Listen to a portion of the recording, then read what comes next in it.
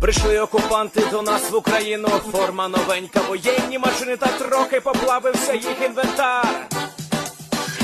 Байрактар, Байрактар. Російські танкісти сховались в кущі, щоб лаптем посьорбати довбані щі, та трохи у чах перегрівся навар. Байрактар, Байрактар. Приперли зі сходу до нас барани для восстановлення великої страни. Найкращий пастух баранячих отар. Байрактар, Байрактар. Їх доводи всяке озброєння різне, потужні ракети, машини залізні, у нас на всі доводи є коментар. Байрактар, Байрактар. Вони захопити хотіли нас зразу, а ми зачаїли на орків образу з російських бандитів, робить примар. Байрактар, Байрактар. Російська поліція справи заводить, там вбивцю рашистів ніяк не знаходить, хто винен, що в нашому полі глухар. Байрактар, Байрактар. Веде пропаганду кремлівський урод, слова пропаганди ковтає народ, тепер нове слово знає цар. Байрактар. Байрактар. Байрактар. Байрактар. Байрактар.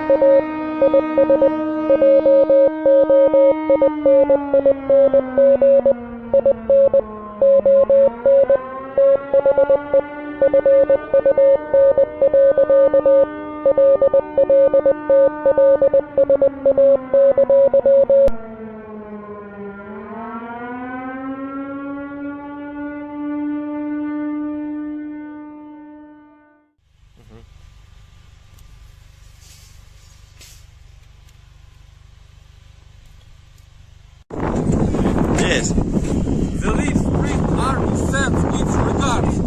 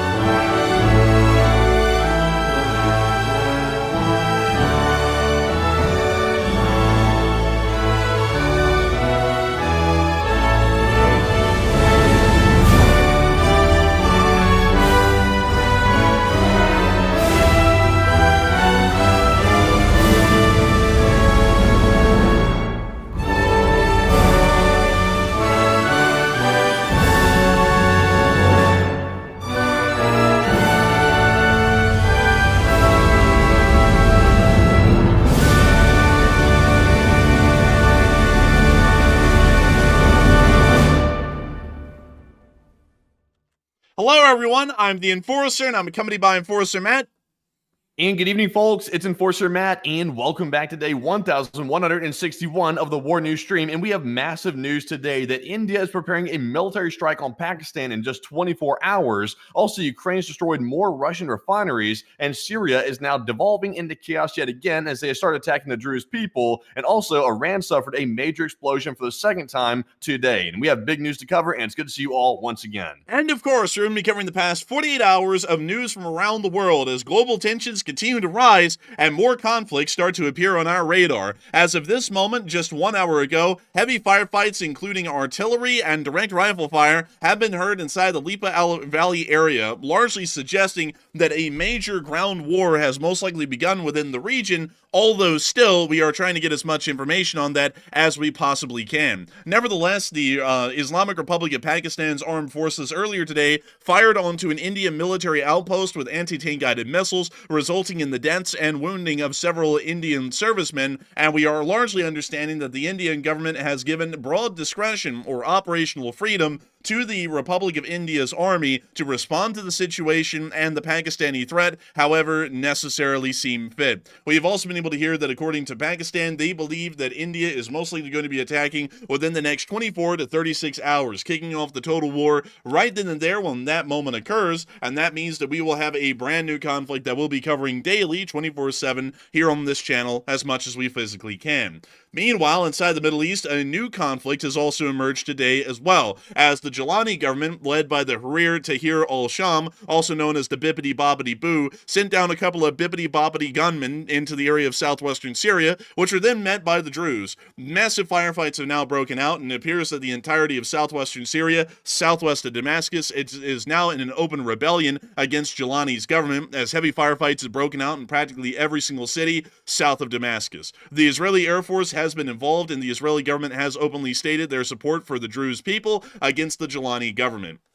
Meanwhile, a People's Liberation Army Air Force aircraft has been seen landing in the area of the Beirut International Airport, and it is unknown whether the Chinese are openly supporting at this point either the Lebanese government or the Hezbollah armed forces within the region, but it largely is pretty much synonymous that both are one and the same. Meanwhile, outside of Lebanon and in the Islamic Republic of Iran, we have also been able to hear that a major gunpowder facility exploded inside the city of Isfahan today, with the Iranian government reporting that there were already killed and wounded around the factory from the significant explosion. We did not get it on film, but due to a government source from inside of Iran stating that the explosion did happen, we are able to report it. We have also been able to hear inside of the capital of Tehran that a brand new poster has gone up celebrating the loss of an U.S. Navy FA-18 Super Hornet that fell off the side of the USS Harry S. Truman's carrier deck yesterday in the midst of evasive maneuvers. Outside the Middle East, we have been able to hear that the war in Ukraine is continuing on quite prolifically,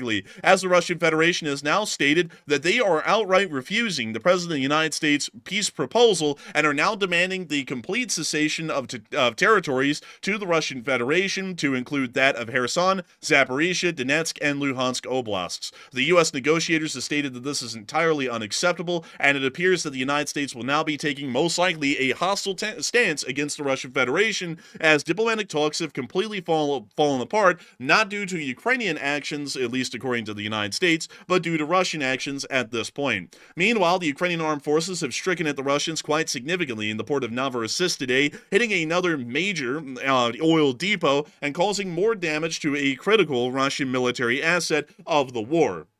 Meanwhile, inside of Ukraine, Ukrainian armed forces have continued to inflict significant casualties onto the Russian Federation's armed forces on major battlefields, and Ukrainian counteroffensives in Pokrovsk and Toretsk are still continuing on at full speed. Ukrainian armed forces were also able to land a significant hit within the area of Rolisk, which has resulted in large secondary explosions, although the exact target of that impact and the secondary explosions and the source of those is not yet known. Nevertheless, we have also been able to hear, in additional news, that the United States of America has seen that the Citibank today went down in massive form, cutting out 200 million consumers from bank access, once again largely being investigated as a form of cyber attack, as now the Republic of Spain, due to the power outage that occurred yesterday and is still ongoing for nearly half of Western Europe, including Spain, Portugal, and France, today is now investigating the power outage incident as a possible cyber attack or act of terror by a foreign actor. We have an absolutely massive amount of news to cover today, and these are just the major ticket points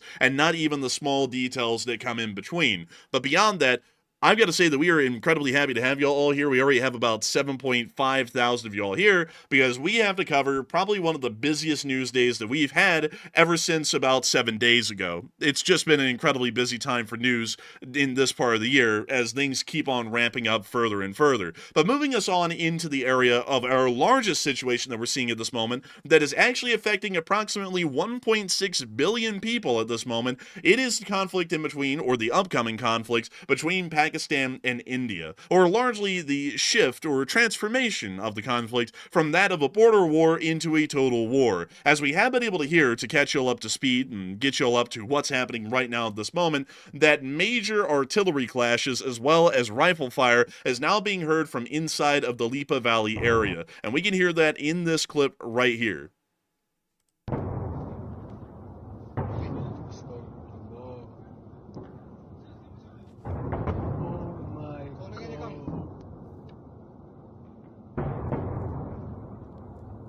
What you are hearing in this clip is actually something that was not expected to happen at least until about 3 days from now, and that is the sound of either tank fire or artillery fire. It's unclear which it is, but this is of course heavy caliber guns firing at the Indians or Pakistanis. Of course, we do not know whose guns these are, but it is without a doubt the sound of artillery that's now joining the chorus of rifle fire that's been heard for nearly 6 days inside the Lipa Valley, as the Indian armed forces and the Pakistani armed forces have exchanged fire over the entirety of the border war. It also appears at this moment that earlier in the day, Pakistani armed forces were directly filmed hitting an Indian army outpost, as a Pakistani channel shared footage showing an attack on 2 Indian army positions in the Lipa sector of Kashmir during today's border clashes, which can be seen in this clip right here.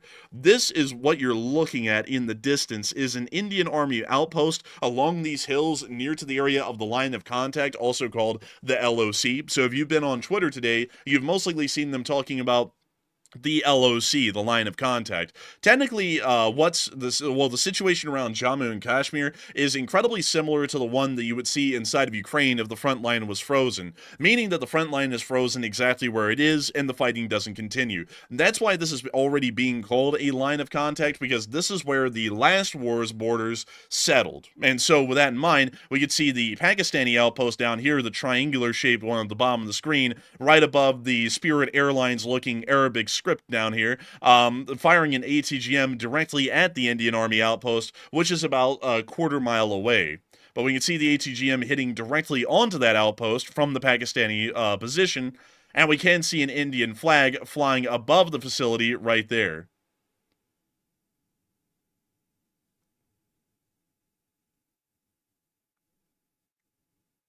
And we can see another outpost on the left side also being hit with ATGMs as well. We have been able to hear that apparently several Indian service members were killed and wounded in the course of this attack, as this outpost was hit incredibly heavily with anti-tank guided missiles at an incredibly close range. Of course, the explosions of these anti-tank guided missiles onto the Indian positions showered them with scalding hot shrapnel. Of course, most of that shrapnel ended up killing and wounding the service members that were inside of these positions or nests on the hilltops that we were able to see in this clip. Nevertheless, it does appear that Pakistan technically did fire the first large caliber shots of the day in the Lipa Valley area, because we have actually not heard over the entirety of the conflict or the border war that the Indians have ever fired an ATGM at the Pakistani positions. We heard a rumor about 4 days ago that the Pakistanis had fired an ATGM at an Indian position, but there was no reports of killed and wounded. Today we actually got video footage of the Pakistanis firing several ATGMs at an Indian outpost, and we were able to hear that several Indian service members were killed and wounded in the result of the attack. Meanwhile, we have been able to hear that not only are the Pakistanis directly firing on Indian forces in the area of the Lipa Valley, but closer to the area of Narwal and largely towards the plains of Punjab, we were able to see that more Pakistani armored units were arriving in the area, which we could see in this clip right here. Man, they just floored that tank up on that trailer too, man. That was kind of actually impressive, actually. They didn't flip it off the side. Man, honestly, man, they goosed that thing. But we can also see an entire armored battalion sitting out in these fields. It appears that most of these tanks are some form of a Chinese Type 69, which is the Chinese version of a T-55, which, interestingly enough, the People's Republic of China actually still has a large amount of these in service, but the Islamic Republic of Pakistan has also been a large purchaser of these kinds of main battle tanks, and we can see that this entire armored battalion of the Pakistani armed forces near to the area of Narwal is made up of nothing but these Chinese Type 69 main battle tanks. I gotta say, one thing that is a little bit interesting to note here is that the maintenance budget of this Pakistani armored battalion must be low. Usually tanks do have some visible exhaust that comes out of them, but usually when a filter starts to run bad, you start to see these kinds of thicker white smoke emanating from the engine bay's exhaust, which may suggest that there is a lower repair and largely upkeep budget that's being given to this armored battalion when it's just sitting around in the middle of wherever in Pakistan, which may suggest that this unit is not at full operational efficiency, and there may be a higher chance of breakdowns in this armored unit if a major conventional war was to begin. This is one of the first things that we've actually been able to see that gives us a qualitative assessment of the actual battle readiness of any unit in the Pakistani armed forces, and it does appear, at least for the first time that we've seen armored units on the move, they may or may not be well maintained, but we'll have to see as the war continues to progress, because of course, I do have to keep in mind for everyone, it is highly unknown how well off the Pakistani and Indian militaries are at this point. We can compare them on paper, and we can compare the propaganda that's presented to the public about the kind of training that India and Pakistan goes through, but none of that really means anything until something hits the fan and a war actually begins. So we're trying to get our best assessment so far based off of the very little visual data that we're getting on who is going to be doing better or worse. So far, we have not actually seen any videos of Indian troop movements in the entirety of this border war. It's only been Pakistani troop movements, so we don't have anything to compare this against. But I can say that we did see this sort of lack of maintenance on older Russian main battle tanks being introduced into the war in Ukraine in the earlier part of 2024 and the latter part of 2023 for the first time. And that was when we started to note that there was a significant decrease of armored presence by the Russian armed forces in the battles of the Ukraine war from that point on. So that may be highly indicative of a similar situation here. But we can see the remainder of the tanks laid out in the field, and this guy filming them as he appears to tend to cattle, possibly. Actually have seen some Indian troop movements. Actually, they've been moving some equipment in on trucks. I haven't really seen much footage of the train movements like we've seen coming from Pakistan, but generally speaking, what I've seen coming out of India, it looks like their equipment is in almost the same shape that Pakistan's equipment is in. So it looks like they might be on an even playing field when it comes to the maintenance of the equipment. Possibly so. That's largely what I'm expecting, because while Pakistan is a smaller country population-wise and their armed forces is a good bit smaller, once again, we do have to remember that that doesn't really mean anything in a modern war. Ukraine's war was Ukraine's army was far smaller than the Russian one at the start of the Ukraine war, and nevertheless, they've continued to hold on for 3 years, meaning that the size of the military really doesn't mean much. What it really matters is the competency and the quality of that armed force, which really speaks volumes to whether they'll be able to hold their own in the field. And so far, it doesn't look like the Pakistanis are in the greatest of shape, and also their equipment is fairly antiquated.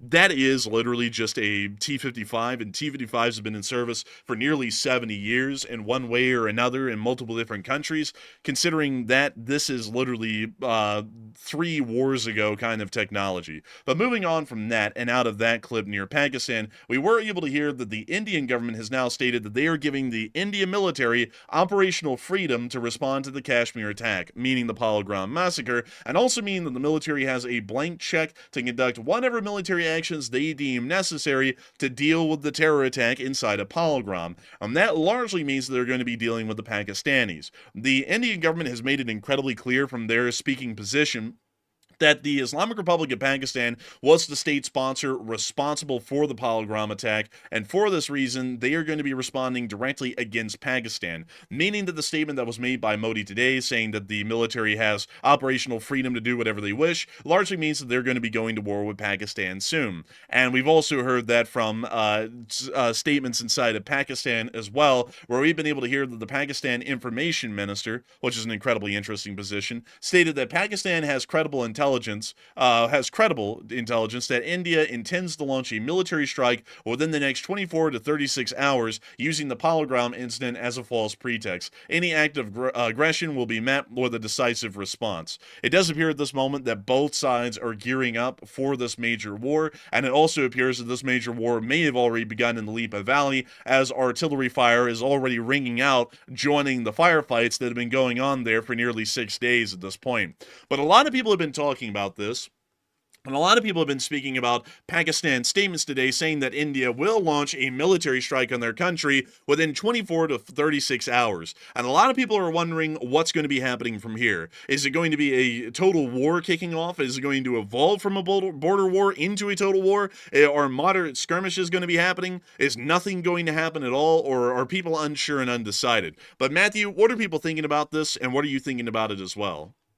All right. So it looks like 60% of the audience said, yes, a total war is about to kick off in 24 to 36 hours, while 24% said it might be moderate skirmishes that happen during that time frame, and 8% said, no, a total war will not happen. And honestly, based on what we're seeing just in the troop movements alone, that does indicate that a major military action is about to take place by one of the countries, and now Pakistan is saying they have credible intelligence showing that India is going to launch some sort of military incursion into Pakistan, either by air or by ground in the next 24 to 36 hours. So that is a pretty straightforward statement, and they would not make that statement unless they knew it was coming. So obviously, even if you don't believe the intel, just common sense tells you that with this much military equipment moving around, something is going to happen. It's just a matter of which side's going to pull it off first, and it sounds like the Indians are going to be the first ones to pull it off. One thing I will note as well is I believe the Indians have better OPSEC, believe it or not, than the Pakistanis, because so far, like the enforcer kind of mentioned, we've seen very limited footage coming out of India about troop movements and any of their transportation and military equipment. On the other hand, in Pakistan, we've seen footage all over the place of what they're moving, the type of equipment, and where it's going. So we're not really sure how much equipment the Indians have moved into place, but based on what Pakistan is saying, it looks like it could be a pretty good bit. So I'm actually with the 59%. I think a total war is about to kick off, and once it starts, I think it's going to be a domino effect where it escalates pretty rapidly, and it's coming pretty quick. But enforcer, what say you? I'm going to have to say that without a shadow of a doubt, war is inevitable at this point. I would say within 72 hours. I know the Pakistani statement is that it's going to happen within 24 to 36 hours, but we do have to remember that military timetables sometimes require a little bit more time to be able to calibrate every single unit onto the same page, so that may take about an additional 3 days from this point. But I am incredibly certain that this war is going to be kicking off in some time very soon. There's also a couple of things that I want to point out that are very important to understand about how this war is most likely going to be fought. This war is one that's being fought over an incredibly large front, quite literally the longest front that could be imagined between the two. Pakistan's longest continuous border that it shares with any given country is India, and India is pretty much in the exact same situation with Pakistan as well. This is the longest continuous border that India shares with any other given country. Probably there's a caveat to be had with Bangladesh because India surrounds Bangladesh, but nevertheless, this is the longest continuous one in a straight line. This is going to be causing some issues because while their armed forces are incredibly large, there most likely are going to be some deliberate force concentrations that are made so that way other sides will be able to conduct offensives. Speaking as far as the force buildups that we've been able to see on the Islamic Republic of Pakistan side, which has been heavily documented due to video evidence, we will most likely be able to assume that most Indian military actions are going to be focused defensively, at least initially, once their initial attack begins, around the areas of Punjab and Jammu and Kashmir. And there are some very good reasons to believe that that most likely will be the case. The Islamic Republic of Pakistan has a specific goal at this moment of survival, to be able to open up the dams that are currently blocking water from flowing down the Indus River, and to be able to make sure that 90% of the population is not cut off from their fresh water. For this reason, offensive efforts in the Jammu and Kashmir region by the Islamic Republic of Pakistan are going to most likely be considered top priorities, because otherwise they will start to easily go into a drought and millions of people will most likely start to perish from a lack of water as the months would pass in this major conflict. Another interesting thing to note is that we've seen a large amount of video and picture evidence in the northern region alone, near to Lahore, on the Pakistani side of the border, that is showing significant troop movements and also deployments. This is suggesting that once the Indians begin their offensive, if the Pakistanis are able to stabilize the offensive, they are most likely going to conduct a counteroffensive seeking to reach into the Punjab plains north of New Delhi. There is a reason why the offensives are most likely going to be fought inside the Kashmir region and Punjab, although these are incredibly localized areas, and it's because the Rajasthan region of India, as well as the borders directly across, well, the lands directly across from the Indian border in Pakistan, are incredibly arid and lack any kind of critical infrastructure that would make logistical efforts for an armed force easy to conduct. For this reason, there's going to be sporadic fighting along the area of Rajasthan, and we're mostly going to see that the heaviest fighting between the two sides will be occurring inside the Punjab region and also Jammu and Kashmir. We are guaranteed at this point that the Islamic Republic of Pakistan will be conducting an offensive into Jammu and Kashmir, because regardless whether they would want to be on the defensive or not with their smaller army, there is a clear problem with having a lack of water. They must return the lack of water, and for this reason they will be conducting an offensive into Kashmir. On the other hand, Punjab may be a throw-up, a toss-up, a better way to put it instead of saying throw-up. It's mostly going to be a toss-up, because once again, the Republic of India's army is most likely going to be focusing most of their efforts in the Punjab plain, because advancing and conducting heavy modern warfare combined arms army offensives usually require wide open fields and plains to be able to make sure that your armor and mechanized units are able to operate properly. For this reason, most of the heavy fighting of the conventional armies will be fought along that plain. But nevertheless, That's most likely how this is going to go. I mean, we're already seeing that the troop buildups are heavily mirroring this kind of a concept already, and so that will most likely be the war we see kicking off within the next 72 hours at a minimum. But beyond that, Also, by the way, another good point that someone in the live chat has pointed out. Notice how there is very little coverage of this in the mainstream, and also that no major superpower seems to be taking an interest in this conflict for whatever reason. Either they don't think it's going to turn into a total war, and they're thinking that maybe both sides are bluffing, or it's just maybe not on the radar. I'm really not sure why no major superpower in the world is trying to step in and stop this war from breaking out. There's nobody mediating this. It's just wide open. Nobody's trying to negotiate. Nobody's talking, and it's just uncontrolled escalation. This is one of the first conflicts I've ever seen in recent years that nobody's tried to step in and stop it at all, which is kind of strange.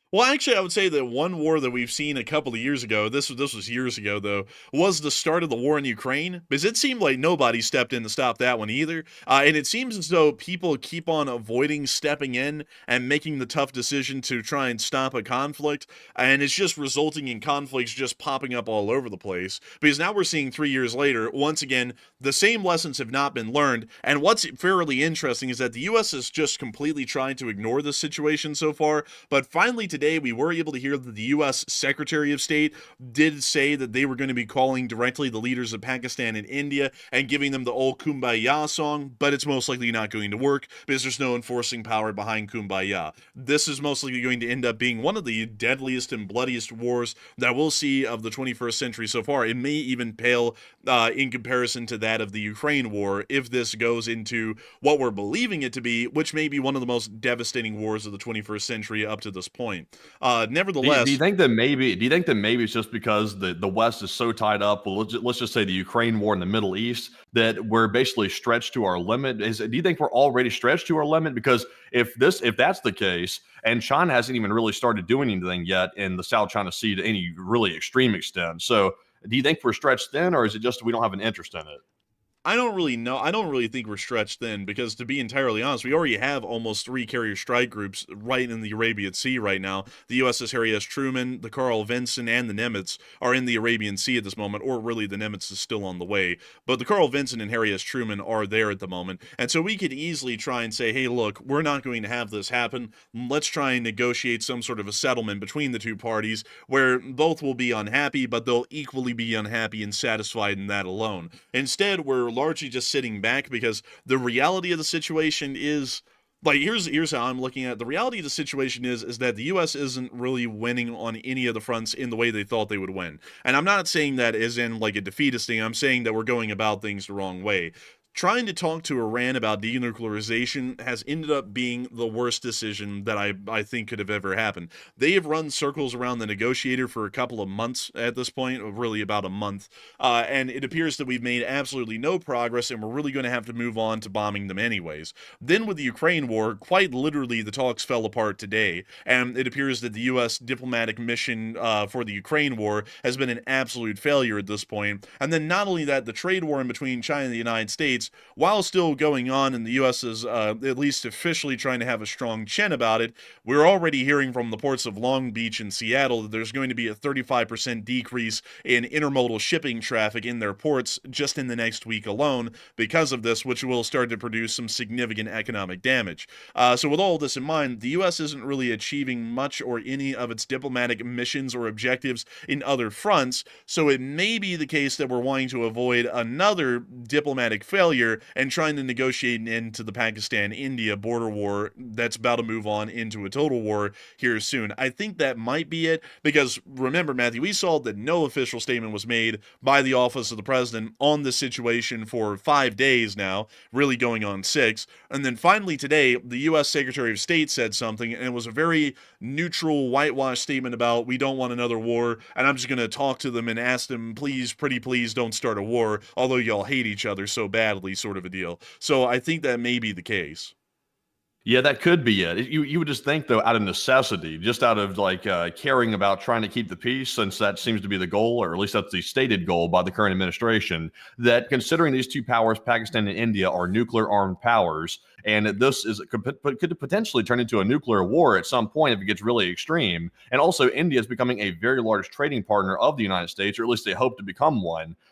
then it seems like they would at least try to make some statements to tamp down the tensions. But like you said, we've only heard one very small statement from the Secretary of State, and that's been it. I just think that they don't really have an interest in it for whatever reason, which is kind of short-sighted because, like I said, they have nukes, and even though it may stay contained to their continent or that area, it still could cause trade issues around the world with India being knocked out of action if that were to happen. And Indian stability is also incredibly important to future U.S. strategic interests in the region as well, because as the Chinese continue and fail to try and build their Indian sphere of influence around the Indian Ocean, India is going to be the only country that is aligned against China that is going to be left in the region, meaning that it's incredibly important for us to make sure that India remains stable and not, absolutely whipped if that ended up being the case, because we need them to be around to be an ally of the United States so that the United States can possibly base U.S. armed forces in the middle of the Indian Ocean and have an Achilles heel right in the dead center, the geographic dead center of this Chinese One Belt, One Road program, which, while many people have been hearing that the Chinese have been failing largely on a lot of their investment projects over the past 10 years, the reality is that while they have been failing in some of those projects, they are still pushing forward the One Belt Road, One Road program little by little on the coasts of East Africa, the Middle East, Central Asia, and also Southeast Asia as well. They keep pushing for it, and that means that India is a strategically important partner for the United States to secure their stability for well on into the next few decades as a guarantee. And so it's not really a good thing to see that one of the most important strategic partners we'll see in the region is about to get into a major armed confrontation with Pakistan, because once again, both of them are nuclear armed, and depending on how this war turns out, which is a very uncertain one at this point, India may end up being on the losing side of this conflict. It's not entirely certain to say that they would win or hands down they would be able to have an unconditional victory, because we really do not know how well either of these sides are going to fight yet. It has been decades since they have fought each other in a direct conventional war, and because of that, we just don't know the quality of their armed forces, whether their doctrines will actually stand up to the test of combat, or whether their commanders and military brass are going to be competent enough to actually be able to command this armed force to victory. All those things are heavily uncertain at this moment, and so with that in mind, a lot of people are also wondering, speaking of the competency of these the Indian top brass, what is going to be going on now that the Indian government has given its armed forces complete operational freedom to attack Pakistan? And it seems that a lot of people are believing that India is going to be going just entirely overboard on the Pakistanis. Others are saying that the Indian attack will be sensible and largely work off of a grounded military framework. Others are saying that the attack would be sensible entirely, and some others are unsure and undecided. But Matthew, what are people thinking about this, and what are you thinking about it as well? All right. So after we got the intel from Pakistan that allegedly India is planning a major incursion into their territory, either by air or ground, in the next 24 to 36 hours, we were also told that India has given its armed forces, quote unquote, complete operational freedom to attack Pakistan. And we're really not sure what that means in practicality, but let's see what y'all think in the audience about what that's going to look like. So 44% said India is going to go overboard with their attack since they have complete operational freedom, while 34% said India's attack will be somewhat sensible and not too overboard, while 11% said no attack would be sensible on Pakistan. And I will reiterate this one more time. This is my personal opinion. Pakistan is in the wrong in this situation. A group from Pakistan went in and did a terror attack on an Indian target. And that was obviously a bad thing from Pakistan. And now Pakistan is responding by becoming extremely hostile and defensive after India vowed to address it instead of simply talking it out. So Pakistan is in the wrong. But now India is getting very, very upset and very hostile. And it seems like they're taking it to the extreme, in my opinion, as well. So complete operational freedom, that basically sounds like they're opening the floodgates to basically cause whatever they want to cause with total war. So it sounds to me like it's just like the sound of it sounds like they're about to go overboard. It just sounds that way. But in reality, I'm not sure it's actually going to be like that. But I would say some response is appropriate by India, but I'm just not really on board with a crazy response because it sounds like they're sort of leaning that direction. But Enforcer, what say you?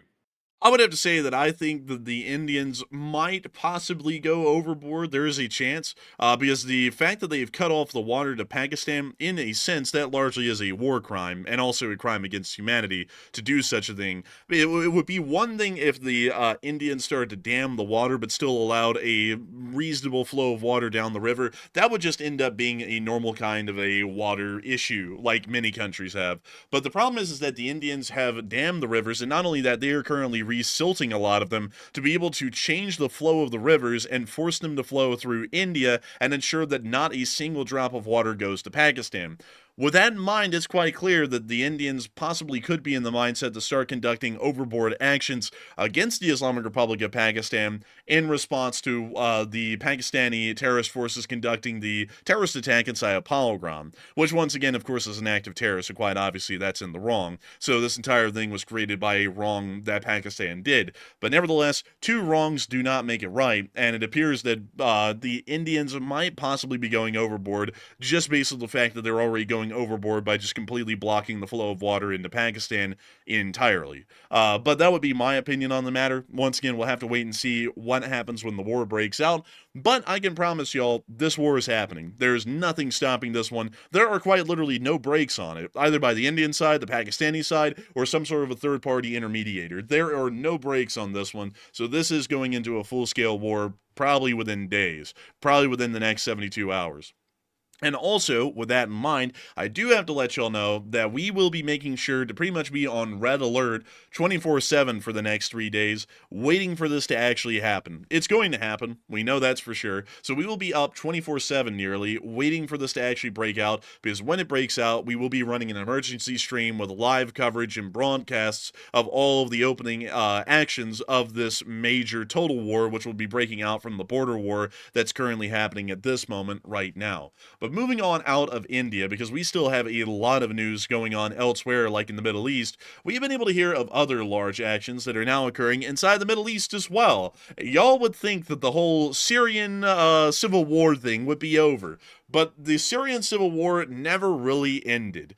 Jolani, who's the leader of the Tahrir al-Sham, has been taking control of the country for about the past several months since the fall of the Bashar al-Assad regime.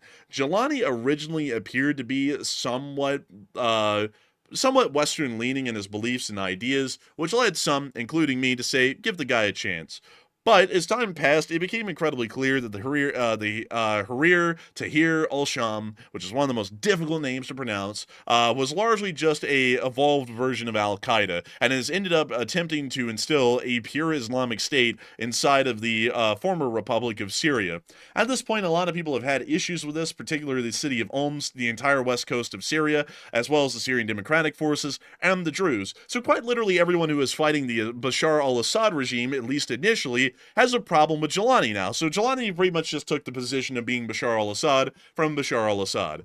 Beyond that, though, it appears that today, Jolani decided to bring his reign of terror to a new group of people that he really had not messed with inside of southwestern Syria for some time now, and that is the Druze people, and there probably was a reason why he hadn't messed with them so far up until now. The Druze people largely get protection from the state of Israel. Even the ones that live inside of Syria still get a decent amount of protection from the Israelis. The Israelis, I do not know why, but they pretty much made themselves the protectorate of the Druze people. A decent amount of them already live within the Golan Heights area, which has been administered and protected by the state of Israel for about 50 years at this point, but it appears that protection is now about to be expanding into the remainder of southwestern Syria, because this started to happen in the streets today when Jolani's men showed up to try and start instilling terror onto the Druze people. They had none of it, and massive firefights started to break out, and we already started to hear within the first hour that a significant number of Jolani's goons started to get killed and wounded in the middle of the streets. So here's one of the clips. The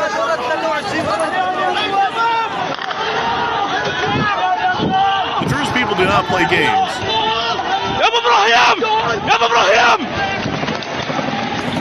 These are the Druze?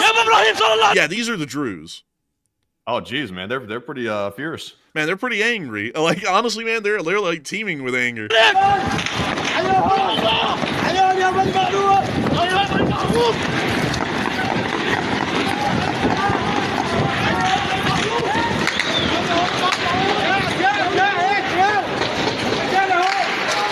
firefights breaking out quite literally all over the place.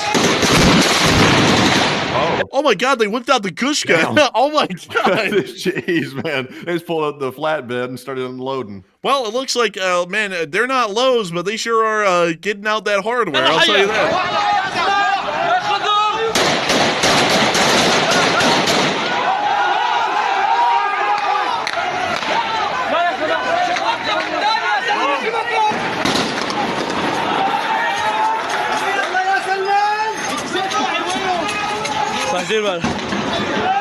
Oh, there's a disco, a technical actually. Man, I gotta tell you, it's just really crazy. Jolani is just a bag of tricks, really. That guy's made one bad decision after another. I have no idea why he'd want to go down here and start picking a fight with the Druze, knowing that Israel's decided to back them up like that.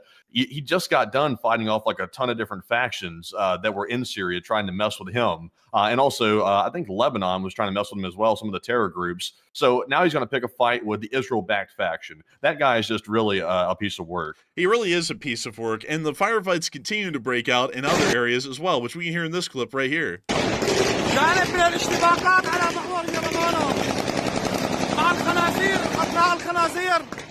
الله أكبر الله أكبر الله أكبر ولله الحمد نصرة لرسول الله. It seems as though there just never will be peace inside of Syria, because whoever ends up becoming the leader of Syria, it's like the Lord of the Rings thing where they get like the ring of Sauron, they become like pure evil. That's pretty much what's happened every single time anyone's become a leader of Syria. So now we're seeing not only are the Druze people involved in heavy firefights throughout all of southwestern Syria at this point against Jolani and his Harir Tahrir al-Sham, or whatever the hell they're called. We're just going to call them the whatever the hell people. They're not only the ones shooting at him, but it appears that the Israeli Air Force is now involved in some way, we were hearing, as we were now seeing tracer fire heading up into the sky by the HTS, supposedly against Israeli aircraft that were now operating over the skies of southwestern Syria, which we can see in this clip right here.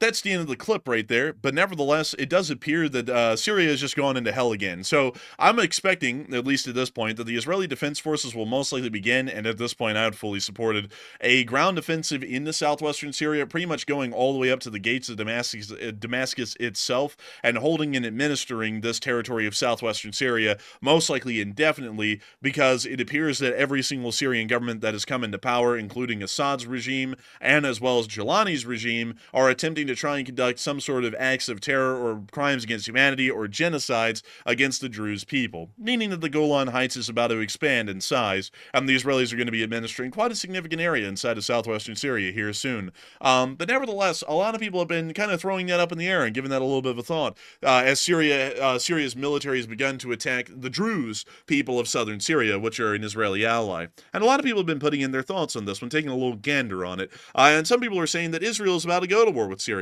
Some others are saying that Israel will simply protect the Druze, meaning that they're pretty much going to go to war with Syria. Others are saying that the Israelis will try and ignore it, and some are unsure and undecided. But Matthew, what are people thinking about this right now, and what are you thinking about it as well? All right, so 47% of the audience said Israel's about to go to war with Syria, meaning they're going to go on the offensive beyond just the Druze territory in southern Syria, and they'll actually go to war with the Syrian government, while 37% said the Israelis will simply protect the Druze in southern Syria on their territory down toward the lower part of Syria, and about 7% said Israel will try to ignore it and sort of let it go.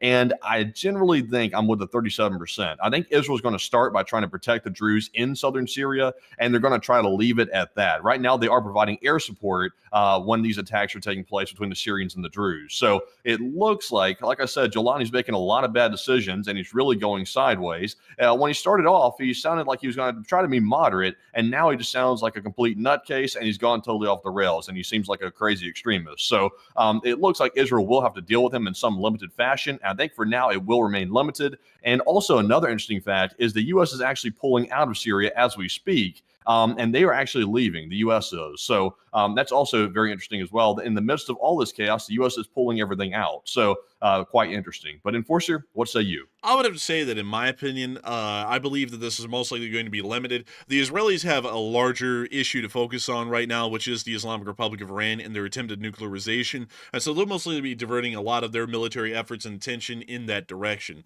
The reason why this is the case when it usually wouldn't be in my explanations is because the Israeli Defense Forces largely rely heavily on their air forces, much like the United States and our doctrine, to be able to support their ground forces, much more so than really any other country in the region. And so if the Israeli Air Force is completely tied up defending Israel from incoming rocket and missile attacks from Iran and also conducting airstrikes on key Iranian sites, this is going to leave the Israeli ground forces with practically no air support whatsoever in this hypothetical offensive in southwestern Syria, and so they'll most likely keep this limited for now, but they still will get heavily involved at some point in the future in the situation in Syria, because it's becoming incredibly clear that Jolani is as bad, if not worse in some instances, than Bashar al-Assad, and most people are going to be trying to ensure that they can safeguard people like the Druze from the reign of terror that's now once again being seen throughout the entirety of Syria.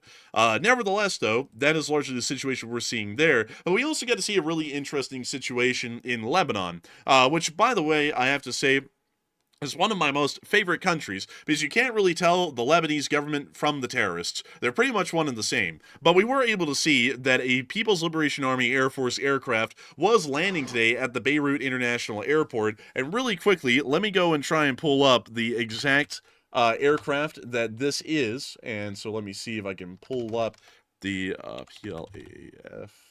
Let's see. Let's see, 17. Oh, that should be able to pull it up pretty easily. And it did. Oh, here we go. The Y-20. There we go. I forgot the name of this thing earlier, but a Chinese Y-20 from the People's Liberation Army Air Force, we can clearly tell because it's clearly marked as Chinese, was landing today at the Beirut International Airport. We can see that right there. You can actually see the large Chinese flag on the tail section right there. I guess tariffs have not been levied against the Chinese importing weapons into Lebanon. But we can see it landing here at the Beirut International Airport, and it's unknown why it is there and what it is carrying. It is highly likely that this thing could be carrying weapons or munitions, possibly for the Lebanese government or possibly for Hezbollah, although in my opinion at this point, the Lebanese government and Hezbollah are pretty much one and the same. But it's very interesting to see any kind of Chinese involvement in this region, because this is the first time ever that we've seen a Chinese aircraft land anywhere inside of Lebanon. It's quite interesting that for China to be such a peace-loving country, and they simply want peace around the world, that's what they say, they're giving satellite targeting data to the Houthis to hit our commercial vessels in the Red Sea. They're also giving, once again, probably weapons to the terror groups here. And in Iran, they're giving over rocket fuel, so that way Iran can create ballistic missiles to attack Israel. So it sure seems like China really doesn't want peace very much for them to love peace so much. Man, China is all for peace. That peace that they get when they finally win. That's what they're looking for, really. Yeah, that's the peace that everyone's for. Russia and China, they love peace, but they only love peace when they've won everything that they can win, and they pretty much are running the world at that point. That's when they like peace. But beyond that, it's a little bit of an interesting thing to see, because once again, we gotta always look at the Chinese with an untrusting eye. What looks to be possibly a diplomatic envoy could be nothing but a cache of weapons. Make sure that if you see a Chinese plane landing at an airport in your neighborhood, to call the federal authorities and let them know. But moving on from that, and out of that little bit of news inside of Lebanon, it is time for us to circle back a little bit to the middle of the road area in between India and Pakistan, and also what is technically called the Near East. That's not the Middle East, you silly goose. This is the Near East, and this over here is the Far East, and then this is the Indian subcontinent. A totally different thing. But beyond that, inside of the Islamic Republic of Iran. Sorry, everyone, I'm getting all the names confused. Whoopsie daisy. We're having to call off so many countries each night, Matthew. I'm getting them all confused at this point with naming them, because it's like we have, like, just tonight, Ukraine, Russia, China, the United States, Lebanon, Syria, Israel, Iran, Pakistan, India, and then, let's see, also Poland, and I believe, yeah, that's it. But it's quite and the Islamic Republic of India. Not the Islamic Republic. That doesn't exist. That does not exist. But beyond that, there's quite a list of names that we have to call off, and I'm starting to get them confused because for years now, folks, I've only had to say the state of Ukraine and the Russian Federation, and possibly another country through the course of the night. Now we're having to cover individually multiple different things every night, so my brain's getting a little bit jumbled with the names. If I do that, sorry, but nevertheless, I hope y'all still get the point. Beyond that, moving on into the Islamic Republic of Iran, not India. Hey, look at that. I got it right this time. Everyone put an LSA in the chat if you appreciate that. But nevertheless, we were able to hear that a gunpowder factory blew up and killed a couple of people inside the middle of Isfahan. A little bit weird that it blew up in the middle of the Meme district of Isfahan, because that's also where a lot of the centrifuges for the Iranian nuclear weapons research and development programs are near to. But nevertheless, we were able to hear that there were killed and wounded, and it appears that the Iranians got a little bit of karma on a day that possibly wasn't the best one for them to applaud and laugh at. Some of y'all may have heard the little story, the little itty-bitty one, that on board the USS Harry S. Truman, pictured here, that one of these FA-18 Hornets with the tug went overboard when the aircraft carrier was conducting those evasive maneuvers, which you can see right here. That thing do whip it. Like when it takes crap. Now I think you can kind of see, Matthew, how one can easily slide off, because that's a pretty steep angle that thing's tilted at right there.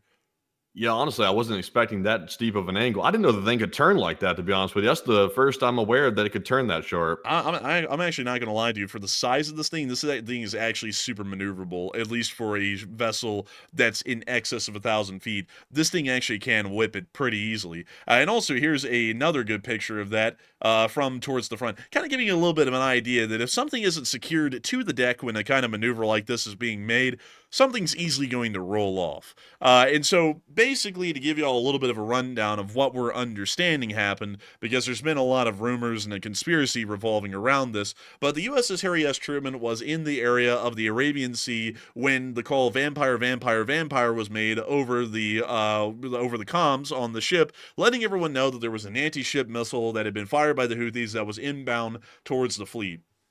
The fleet then started to take evasive actions. Just to put this out there, evasive actions do not mean that the ships take zigzags.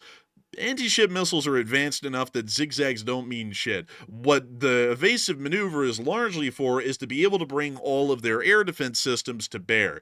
With an aircraft carrier in normal operations, it has to keep up a pretty significant speed, close to its top speed, for aircraft to be able to take off and land from the deck, so that way they're not having to slow down so considerably that they're stalling. The additional 20 to 30 knots helps to ensure that the FA-18s that are landing and taking off from the deck wouldn't be stalling on an attempt to land. With the fact that evasive maneuvers were called, we largely may be understanding that the aircraft carrier either had its stern or its bow faced towards the incoming threat, and considering that the threat was incoming, they had to conduct an evasive maneuver, standard operating procedure, to be able to turn the ship to where it would be able to bring its air defense systems to bear, which are usually along the starboard and port sides of the vessel, and to be able to get the most air defense systems on target, you pretty much have to turn the ship broadside towards the incoming target to be able to fire as much air defense as you need. The phalanx system, or the, I believe they're MIM, let me go pull it up actually. Let me go pull up the Harry S. Truman and its air defense systems, because there's a specific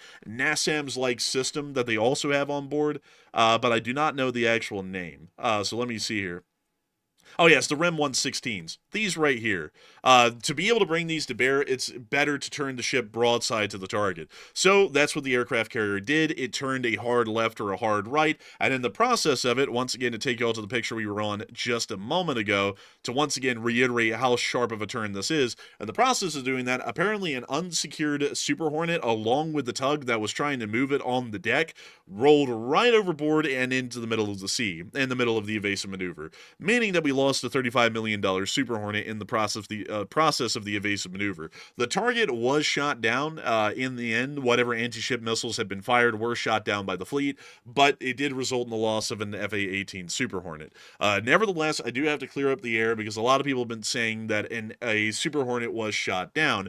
From what we're understanding, it was not. It's highly possible that it did just roll off the deck like they say. Accidents do happen. It's not entirely out of the picture to say that they would. But beyond that, it has been a big thing that Tehran has been celebrating today because the loss of any kind of an American aircraft or anything American is a big thing in Iran. And we were able to see they put up a new poster. Oh, what the man? That's what even is this? That was a question. That was a question that I had. I don't really know what the red thing is. I was actually noting that on my video today that it looks wildly questionable. I'd like that. I don't know what that is supposed to be, but it certainly isn't what they were thinking it was going to be. Like, I don't know if that was an arrow or a knife or possibly something else from a shop down the street that has 3 X's on it. I'm not entirely sure, but below it is a Super Hornet that has an eyeball that has an X on it and also a tongue that's sticking out, which is suggesting that it's dead. And also they had to put F-18 on the tail just to let you know it was the Hornet. But this is a new poster, a pister. I would like to call it a pister, that went up in Tehran to celebrate the loss of this Hornet. I gotta say that this poster sucks in its design. And secondly, this is also once again showing us, Matthew, that the proxy forces are proxy by convenience. When the proxies do something that Iran likes, Iran takes the credit. When they do something that isn't going to end up doing Iran well, then Iran says, well, they're actually rogue groups that we really have no control of whatsoever. Yeah, pretty much. At this point, they're just rolling with the flow. But I'm not gonna lie, that F-18 drawing right there, that's pretty tough right there. Like, I think they have a lack of good artists. I think the only artists they have are captives, so they're probably not very motivated. Man, they said, Inshallah, make us a destroyed Super Hornet. Like, and then they said, yeah. And then they made it literally like an animal that died. Like, just absolutely sad. And then they put the plug of justice over it or something. I don't know. I don't know what that is. Really? Like, I have no clue, folks. I've seen everyone saying it in the chat. Y'all are dead on the nail. I think that's what it is. Like, I don't know what the hell that was supposed to be. There was no explanation about it. They just put this thing over the F-18.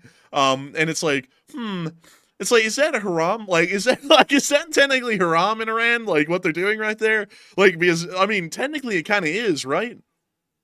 I don't really know, to be honest with you. Hell if I know either. But anyways, up here in Hebrew and Arabic, it says, your destruction is near. So apparently the only destruction that's going to face the United States and Israel is by our own accidents or by our own ignorance. That's the only doom we have near. I think we're largely okay because the only way that the Iranians have been able to technically claim the loss of any American aircraft is because we literally rolled one off of our aircraft carrier on accident, conducting too hard of a turn. So they can keep their plug of justice because I have a feeling that we're about to be plugging their nuclear weapons development program here soon, and that'll be ending that little dream for them. But moving on from that, and out of that weird poster inside of Iran, it's now time for us to finally move on out of this whole interesting area of the Middle East and India, and time for us to move on up towards Ukraine, because we have loads and loads of things to cover. But before we do want to make sure to address a little poll, because we have a lot of polls, and we always like to ask y'all about them. Today, Iran suffered a major explosion at a military site near Isfahan, which apparently was some sort of a gunpowder facility. And is Israel behind it?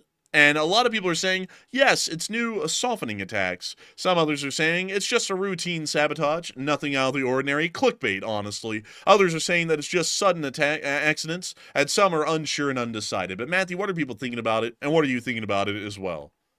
So about 47% said yes, Israel is behind it, and it's probably softening attacks for an upcoming Israeli attack on Iran's nuclear sites, while 26% said it's likely just routine sabotage, and 11% said it's probably just sudden accidents, just a little happy accidents in Iran.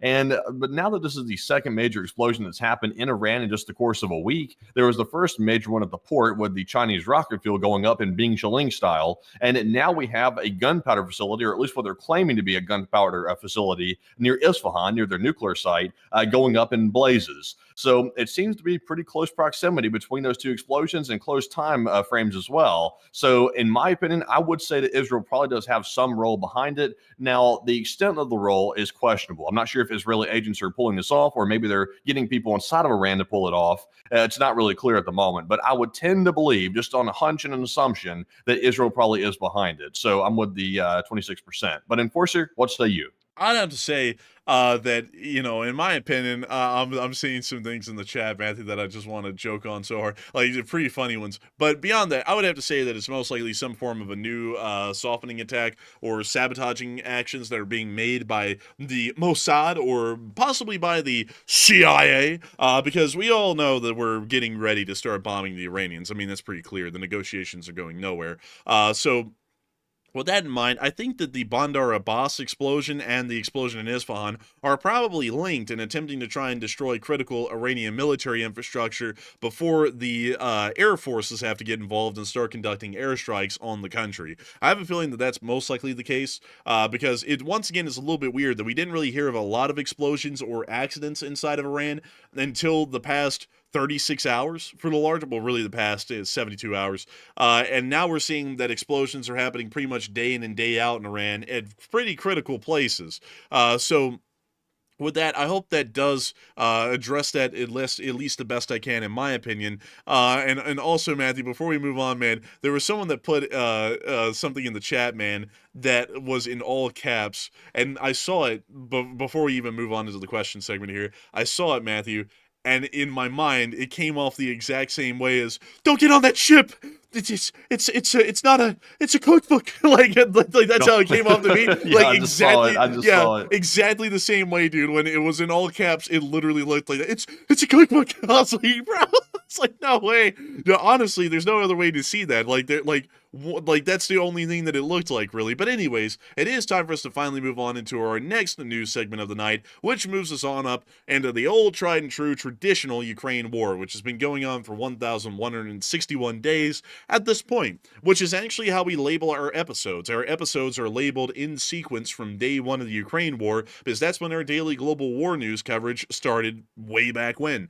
So today is episode 1,161 of the war, and well, really of the news, and it's also day 1,161 of the war in Ukraine. So very interesting with that. But nevertheless, before we move on into Ukraine, I do understand, Matthew, that we've had quite the slew, quite a large number of questions that have been directed our way, and also support that people have thrown in to thank the channel. And Matthew, can we get a couple of those? Just a few of them, please.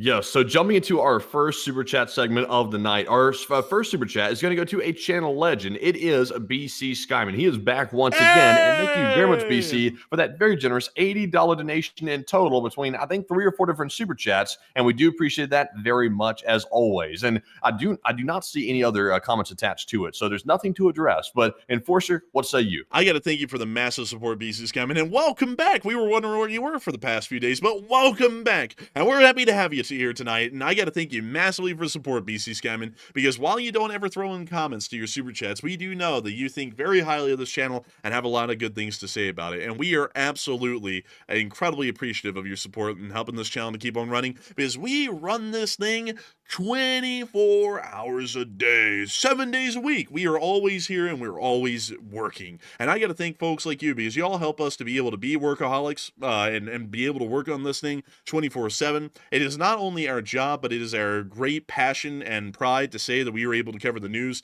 to so many people each and every day. And of course, if it wasn't for folks like you who never have to support this channel and y'all go out of your way to support it, we wouldn't be able to make this thing possible. We wouldn't be able to do this as our full-time job. And so a huge thanks to you so much once again for the support. I hope that does address that incredibly well. And I also got to give a huge thanks to everyone who has been here so far watching the news tonight. We have had a peak viewership tonight of 12.8 thousand people, and so far 64,000 people have watched this stream while we've been live just in the first hour. And we are always greatly appreciative of every single one of y'all coming here and watching. We know that there are many competitors out there. Well, actually, there's not that many in reality. I think there's 1 or 2 other channels that cover world news on YouTube at our level. And there's also, of course, the mainstream news channels, which I don't even consider news anymore. Outside of all of the absolute filth and garbage that you get through the low-quality mainstream news on TV and the other world news channels here on YouTube, they actually do a pretty decent job. I got to think a lot of y'all for picking the Enforcer channel to be your primary news source, because y'all could go quite literally anywhere, and nevertheless, y'all chose to be here. And we're always entirely grateful and appreciative of that, and we always know that we take up a lot of time in y'all's day. Some of y'all will be here for 3.5 hours tonight, which is quite a significant percentage of any given day. And I'm glad to know that we are the ones who get to fill up that time in y'all's day, and hopefully let y'all pass the time and let y'all hear of the major news going on out there in the world that no one else really is even covering at this point.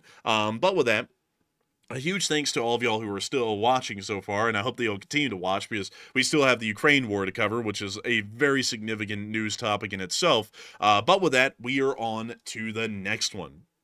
All right, so our second super chat of the night is going to go to another channel legend. It is Old Warrior yet again. He throws in a very generous $50 donation. And thank you very much, Old Warrior, for the $50 support, and we appreciate that very much. And Old Warrior says, Modi, the Indian, was it Prime Minister? Is that correct? Yeah, he's the Prime Minister. Yeah.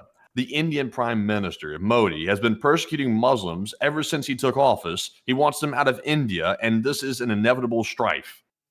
And I got to thank you so much for the support and helping this channel to keep running, Old Warrior. And that actually is fairly true. Some people have misunderstood a statement that I made on a video, I believe it was a while ago, or a stream. Some people were saying that, no, Modi isn't the Gandhi of his day because he's an Indian nationalist. And what I was really meaning is that Modi's always very calm, at least publicly, in how he's been portrayed in the West. They actually try and portray him, at least in the news, pretty much as a modern Gandhi, at least with his disposition. But as far as his actual viewpoints and beliefs on India, he is quite the opposite. He is an extreme Indian nationalist and largely does view India as a culturally homogenous and religiously homogenous, as far as like a anchor ideology, sort of a country. India is for Hindu Indians. That's largely what Modi believes. And anyone who doesn't really fit that sort of framework isn't really extremely welcome in India, unless if they need them to be there. Like, for example, someone like here from the United States, like Dale, who's a Protestant, who's from, like, Montana. Sure, you can come to India, but rather than that, they really don't want a lot of people there unless if you're providing a very clear benefit to the Republic of India. With that in mind, there has been some pretty significant cultural issues, or political issues, if you want to put it that way, that have been going on between India and Pakistan, because both sides are incredibly nationalist. And I'm saying that on Modi, but on the flip side in Pakistan, it's quite literally the same. But instead of it being about Hindu Indians living in India, it's about Islamic Pakistanis living in Pakistan and nobody else. They've both been like that for decades, and this really is just an evolution of the kind of animosity and nationalization that's been going on for the entirety of both of these nations' modern history. But this conflict is inevitable. It's been inevitable multiple times in the past already. This wouldn't even be the first time that Pakistan and India have gone to war with each other. This would actually be one of the handful of times that they have just in the past 70 years alone. So I would agree with you completely, Old Warrior. This has been a long time coming again, and we'll probably see that this time it'll end much like the last times. It'll be pretty devastating, pretty deadly, but they'll still try and find a resolution to where it does not go entirely nuclear, because otherwise they'll most likely be looking at the destruction of both of their countries. And of course, one thing I have to say, I actually saw this as well. I've actually seen some Indians and Pakistanis in the chat tonight asking us questions. And as far as I'm concerned, the U.S. actually doesn't have an official stance on this at the moment. Is at least as far as strategic concerns are mattering for the United States, our cards are probably more with India than Pakistan these days. But if you think a war is about to start, just make sure to stock up on essentials, so non-perishable foods, also other kinds of longer-lasting items, whatever you can think of, toiletries, things like that, and then just try and wait it out. You don't really want to, like, stock up on, like, everything, because there is a chance that the power can go out, and so if you have any refrigeration, a lot of those foods could spoil pretty quickly if the power goes out, which is a high likelihood in the outbreak of war. So just make sure to stock up on non-refrigerated, longer-lasting foods, non-perishable foods, such things as that, and then just wait to see what happens. Hopefully it all passes over pretty quickly and easily, but with things like this, it could end up being a pretty long war. This could end up lasting for a year, or it could end up lasting several years, but considering that they're both nuclear armed, I would assume that this will most likely resolve in about a year's time or less. But anyways, I hope that does address that well, and I do thank you so much for the support, Old Warrior, and helping this channel to keep on running. And to get a live chat, attached to your super chat. Agaz Engineering asked, Enforcer, how long do you think the war will last? I would say about a year or less. It's pretty possible that it could go on for several years, but the thing is that there is a limiting factor here because both countries are nuclear armed. So with both of them being nuclear armed, the risk of a nuclear conflict is actually a lot higher, just at a natural state. And so with that in mind, we'll probably see that both sides, once the war kind of gets well founded, they'll probably start getting to the negotiating table and try and find some sort of a negotiated resolution to the conflict at that point. But it certainly will not end quick. This is not going to be like a 1 week, one and done kind of a thing. This is going to go on for quite some time. Even if a country like India takes a pretty decent swath of Pakistan, or Pakistan takes a pretty decent swath of India, I mean, the Ukraine war is a perfect example. That does not mean that a war is going to end. Russia controls 20% of the landmass of Ukraine at this very moment, and that war has no end in sight right now. And so the very same thing could happen in India or Pakistan, depending on how the war goes, or it could end up going nuclear pretty early, especially if it looks like one side's doing really, really badly and the war's going lopsided. We could see the tactical nuclear weapons are rolled out fairly early on, but that will be a high unlikelihood in my opinion. But anyways, I hope that does address that the best I can. And with that, we are on to the last question of the segment, and then we're going to be moving on into the Ukraine war and also a tinge of American news today as well. All right, so our last super chat of the segment goes to Cypress96, another longtime viewer, by the way, and thank you very much, Cypress, for that $28 support, and we do appreciate that very much. And Cypress said, when the Ukraine war ends, will you keep the day count going, remove it, or restart the count if a new major war starts, and keep up the good work in LSA? And I thank you so much for the support, Cypress. And crazily enough, I kind of inadvertently answered that question already. The day count is our episode count at this point. So the day count, well, the episode count is pretty much going to keep on going the way it is. So right now we are on episode 1161 of the Enforcer News. And that means that when the Ukraine war ends, we're still just going to keep counting, even once the days in the war are over. So we're not going to reset the count because that would start to get really confusing, because then we would have like duplicate episode 300s and duplicate episode 600s, so it would be a little bit confusing for people who may want to watch our very first shows and work all the way through them, which ones are which.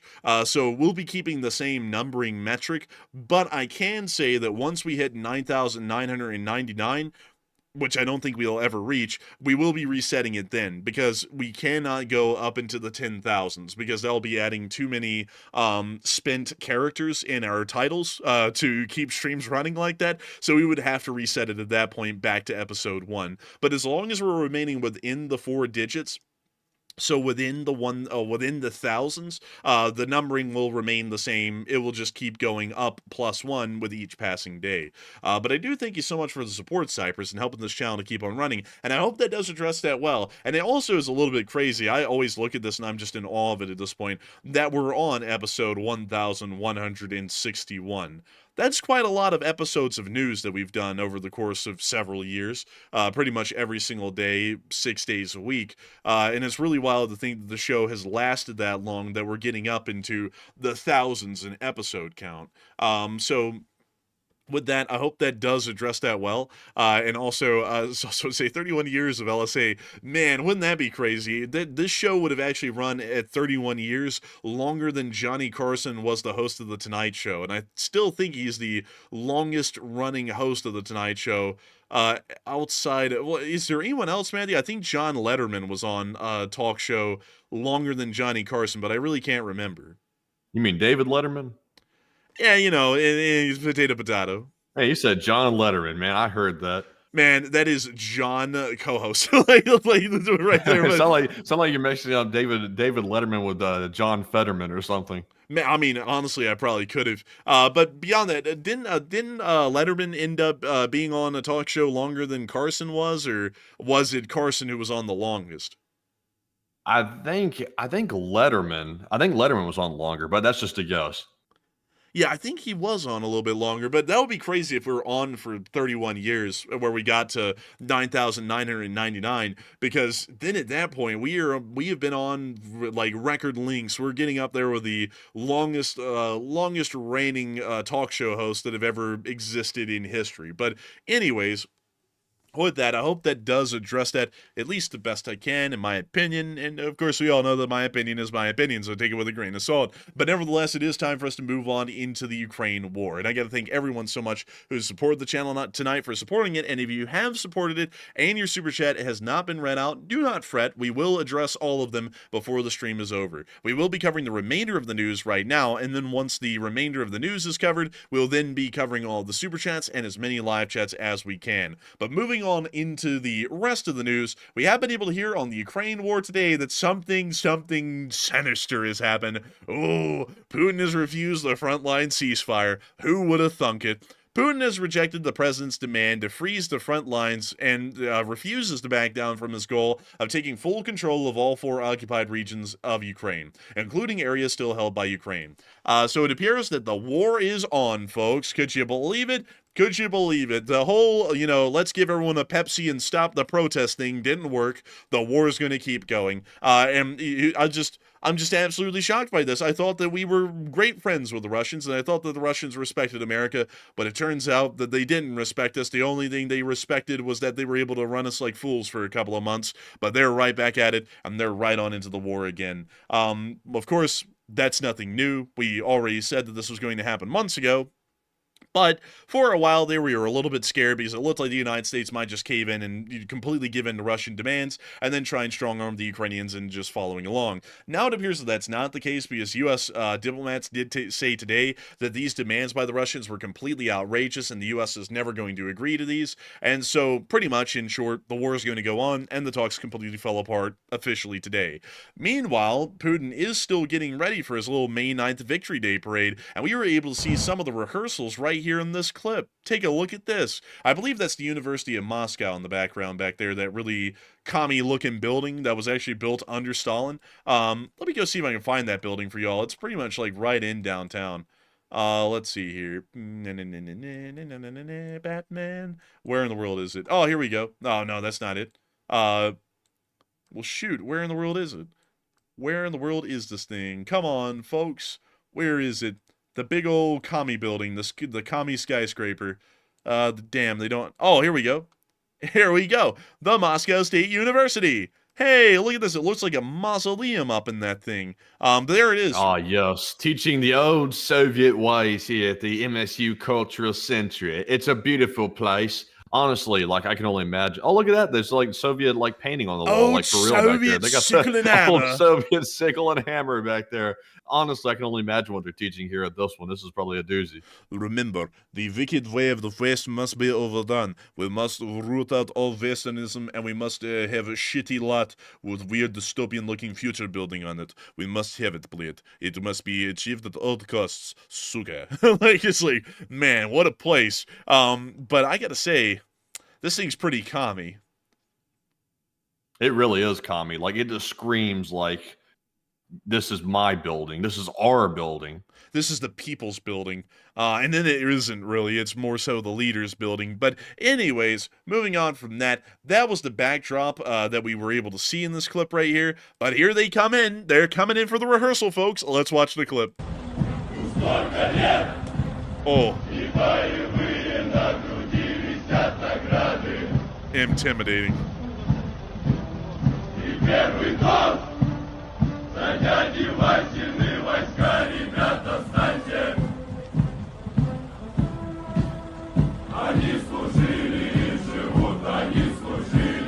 Man, they got the Fat Man trombone playing for the beat in the background, if you can hear it. Like, it doesn't sound that good out here, man. It's been going like bum bum bum bum bum bum bum bum, and then they're singing "We eat hot dogs and the hamburgers." It's like, bro, it's like, this is a rough one. Make us into fish food. Make us into that North Korean dog food. Feed us pigs now, let us fight. I've never even heard this song before.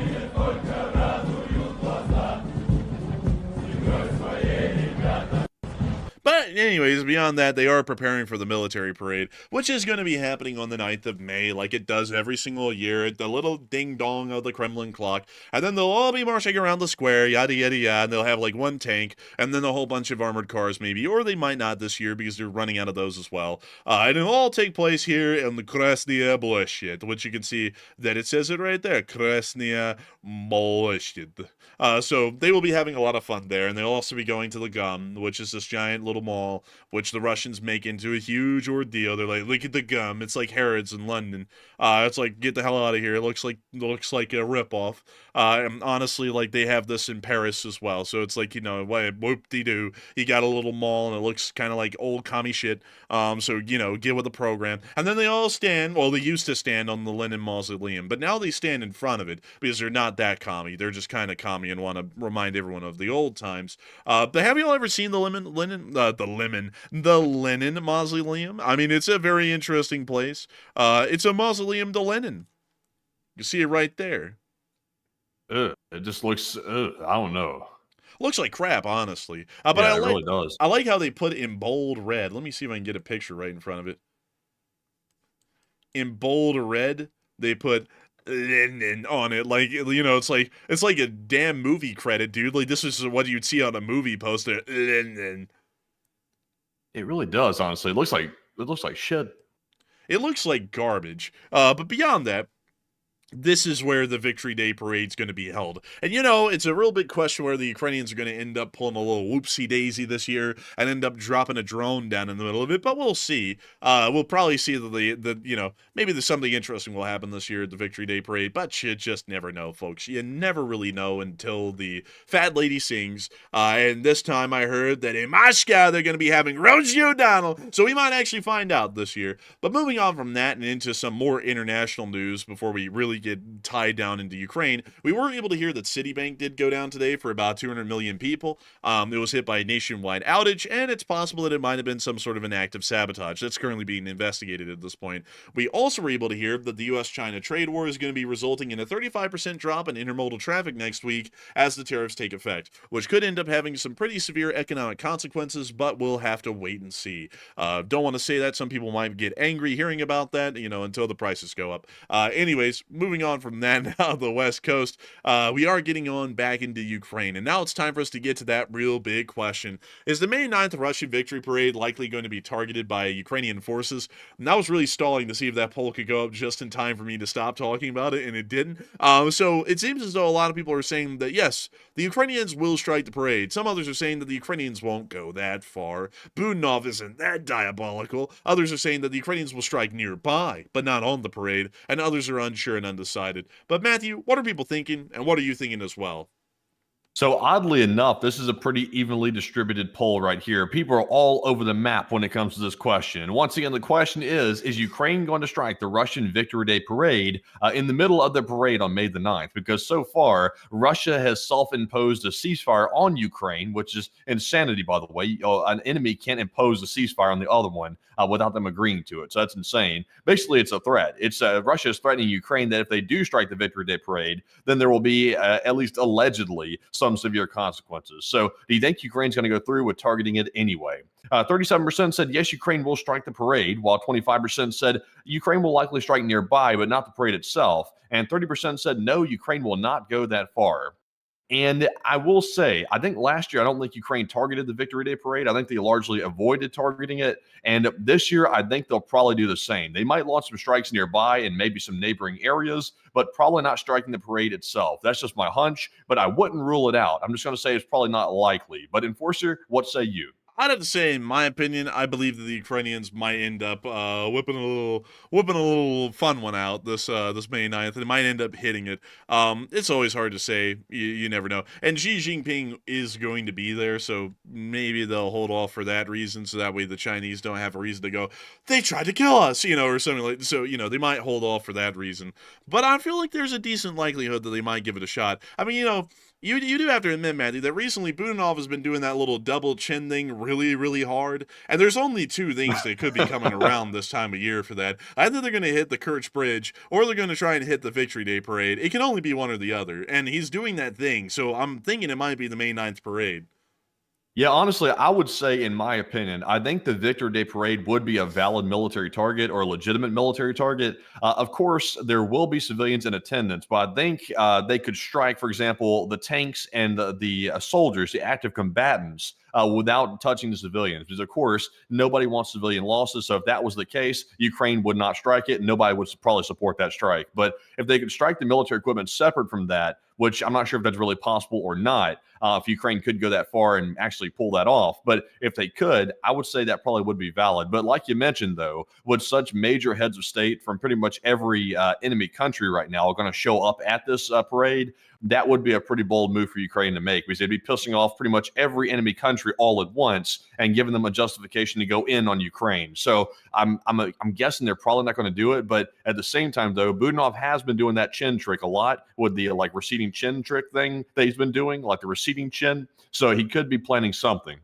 Bro, they call him the chin in Ukraine, you know, Oh man, no chin. Man, no chin, bro. When in school, man, when like he would get head, instead of people saying "give me that neck," they say "give me that chin." That's why he does the double chin thing. But anyways, moving on from that, now to Moscow and that whole talk, it's time for us to move on into Poland, because we actually got to hear of a very interesting delivery at Rezhau today, and a lot of people have been theorizing what it is. A Ukrainian Antonov 124 landed today at Rezhau and dropped off 3 F-16 airframes from the Tucson Boneyard. That's a little interesting, isn't it?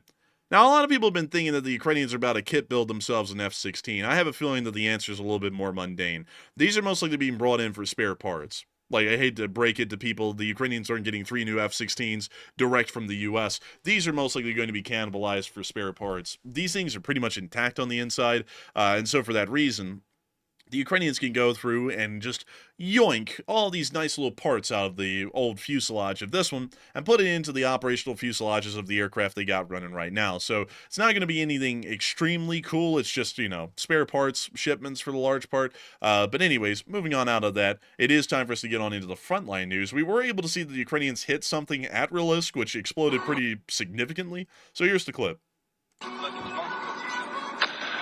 Whoa! Oh wow. That's Rilsk. Man, it's so real. Dude, this guy is listening to, like, Russian pop music, like their version of Sabrina Carpenter watching a nuclear explosion. Yeah, but it's like, bro, I don't know what's going on in his world, man, but there's something wild is for sure. Just look at that. Dude, that looks like the Death Star blowing up. No joke. Let me go pull that up. Yeah, really. What's that blue, like, substance in it? I have no clue, man, but let me go get that picture of the Death Star blowing up. Like, no joke, dude. No joke. Hold up. Let me get that right there. Literally looks just like it. Yeah, it looks close. It honestly does. It could be the Death Star. Could be the Death Star. I think the Ukrainians just killed the Death Star in Rilsk today. But moving on from that, and on down into the area of Sucha, we were able to see that the Russian forces were getting hit pretty badly today by FPVs. We can see here the FPV coming on in.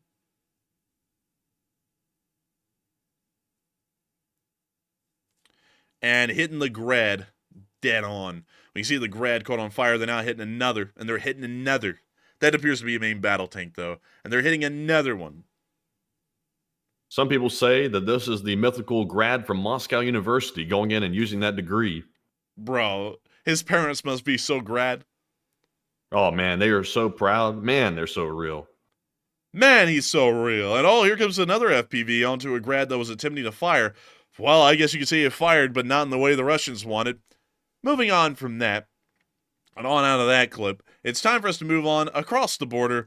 I guess that's something that a lot of people have been talking about lately. To see some Russians getting hit by the Ukrainians in the 5th Brigade. Take a look at this. They get the Mickey Mouse reticle out here.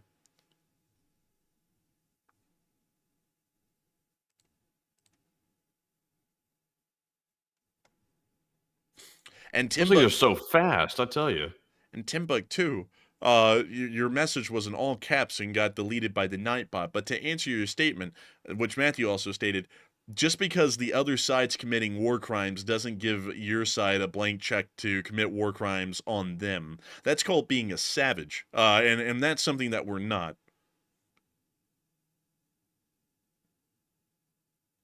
I think a lot of people have forgotten that we're civilized people who live in a civilized society. We're not a whole bunch of, like chimpanzees living in the woods that go and attack each other and eat the other's children when we win. Like, we're not that. We're, people.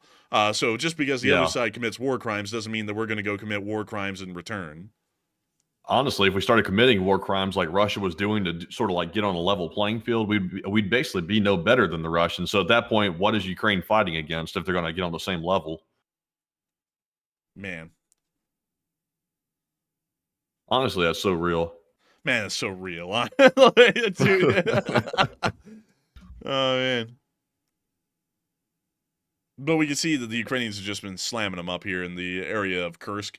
And a pretty good operation by the 5th Border Guard Detachment. But moving on from that and down into our location unknowns, we actually had a couple of interesting ones. First, we got to see some Ukrainians listening to the sound of upcoming war, which apparently was deleted. Apparently too real. But we also got to see this Russian riding down a road of death. And take a look at this. My putney. My boy, dude, that guy was talking about that thing on the poster back in Iran, man. Like, it's man. Anyways, you got to see him riding down the road of death as the music played. I forgot there was music in this clip, but he was riding by a tank, and it appears that the tank got finished off. He hopped off the bike. He's like, "Oh my god!" I'm just saying, if that little bit makes you fall off the bike, that's pretty lame right there. Like, get back on the bike. And his buddy's like, "Oh my god," as the tank cooks. Also notice they're filming on a Temu camera because I recognize that time code thing at the top. That's a Temu cam. Man, got it straight from Temu. Like, it's a great man. Shop like a billionaire. 175% tariffs. Shop like a peasant. Shop like the poors. Shop like a peasant from Guangdong province. Like, you're not buying shit. But moving on from that, we also got to see the Russian casualty report for the day. And take a little look at this. Oh, man, they got 0 Bobcats again. What's happened? They've had 0 for like the last 4 or 5 days. I think we might be seeing a Bobcat extinction. I can't believe it. It's going to kill off my whole joke. Man, I'm going to be honest with you, man. There's like no more Bobcat skid steers left. I think all of them got blown up.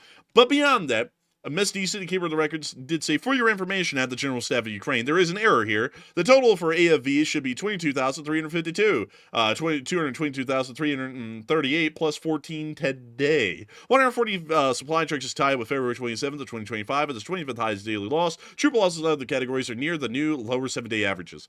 But let's get on into the numbers, folks, and break them down. 1,060 Russian soldiers have been wounded and greased over the past 24 hours of the war in Ukraine, along with 14 APCs, which have been wounded and greased over the past 24 hours, along with 140 supply trucks, which has just been greased, 5 main battle tanks, greased, you bet, 42 artillery systems, roasted on a spit, 94 drones, shot like ducks out of the air, and 1 anti-aircraft warfare system, which, once again, toasting quite nicely. It was a very good casualty report, and it does appear the Ukrainians are holding the Russians back quite significantly. Moving on from that and into the area of Volchansk, we were able to see the Russians taking a little gander at trying to hide in a tree line, but that just never works anymore. Also, by the way, this is quite interesting. Someone in the live chat said, you've commercialized these war videos, offering your characters commentary, whatever, but it seems comical to call others barbaric. So I found that quite interesting that he said that. So I said in response, then why are you here then, you barbarian? Dude, we're from north of the Rhine, dude. The Roman Republic has declared us barbarians for centuries. Like, it's like, that's nothing new for me. I am a barbarian by technical definition. I think this barbarian forgot that he was apparently watching the show that he's calling barbaric. Kind of fascinating, dude, I must say. Dude, this guy's sitting in his lazy boy eating popcorn, watching our show, furiously typing, "What kind of a barbarian are you?" Like, it's like, bro, you're watching the show. It's like, what the hell? You know? So we're not showing these war videos for like some type of sick value behind it. We're showing you what's happening daily in the war. You know, the people that are here want to see what's going on the ground. That's what the mainstream's not showing you. So that's the whole show, is showing you what's happening around the ground. War is barbaric. That's just the nature of war. We're not making it barbaric. It just is what it is. Yeah, and also another thing that I have to add in is that back in the day, there used to be a lot of frontline analysis. Nowadays, on most given days when we go through the Ukraine war clips, there really isn't because there's not a lot of frontlining going on. It's just fighting, and there usually isn't any changes, or at least big enough ones to analyze. So that's just kind of why we go through and show the clips, is we're just showing y'all from place to place what's going on the front. So, hey, if you don't like the show, you don't like it, buddy. I mean, what can I tell you? What can I tell you? I'm like, we provide a service. We provide a service. That's all it is. We cover the news, and we try and keep it a little light so that way people don't end up, emotionally breaking down over it. That's what we do. But anyways, moving on from that and down into Kremenna, we did get to see the Russians getting hit a little bit by the 53rd Mechanized Brigade, also called the Signum Male. But also called the Rusa Riz XL because they're bringing in that extra large Riz. Oh, I'm so sorry to hear about your brother that passed away. He gets 5 big booms. Boom! Boom! Oh, also, chicken bake. We're shilling for a company that we don't even work for. Yeah, double chocolate chunk cookie. Oh, man. Oh, man. Aww. Has Hot Dog Man ever considered shilling for a company that he doesn't ever work for? That might be a new grift. Oh, man, I'm cocaine guy. Of course I go to Colombia. No, that's not a company, Hot Dog Man. It's not a company. Of course I go to Colombia to go find the coca leaves. Jeez, man.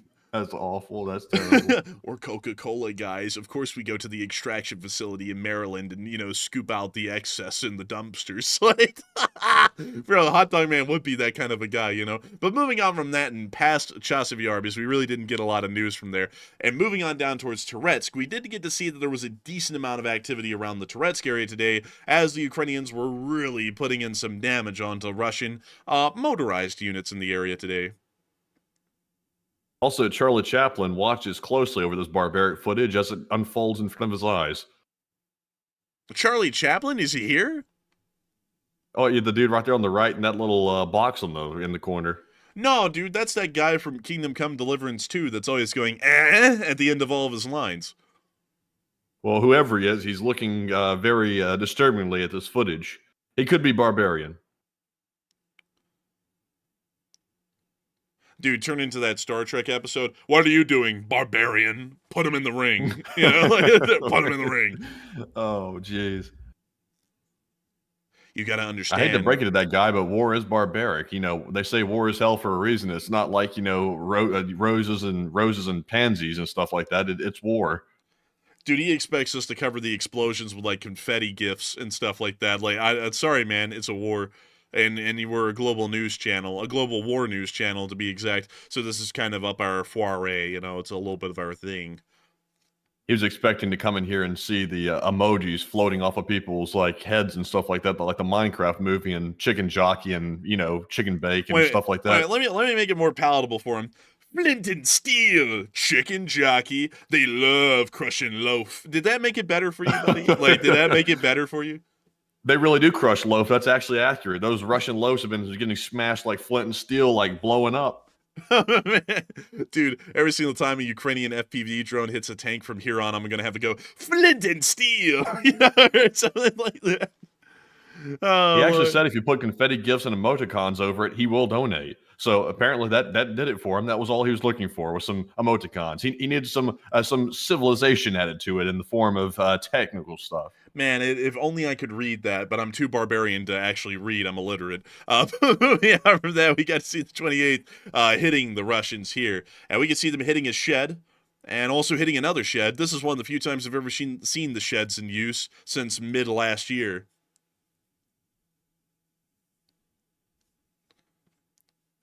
And we can see them also hitting some Russian forces on the move down here on their dirt bikes. And it looks like they're eating dirt, not really riding over it.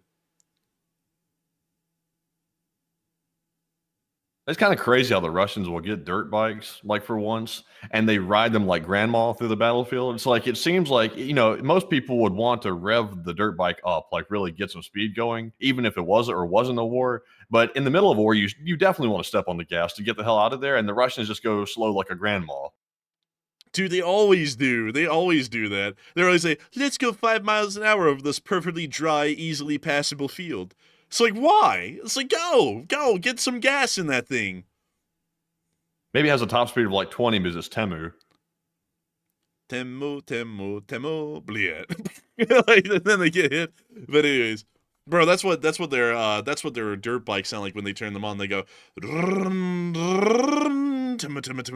like, oh no, it's like it's a crap one, bleh. But anyways, moving on from that and into our next clip, we also got to see some Russian infantry actually getting hit in the city of Toretsk. When you see the drone tracking her down.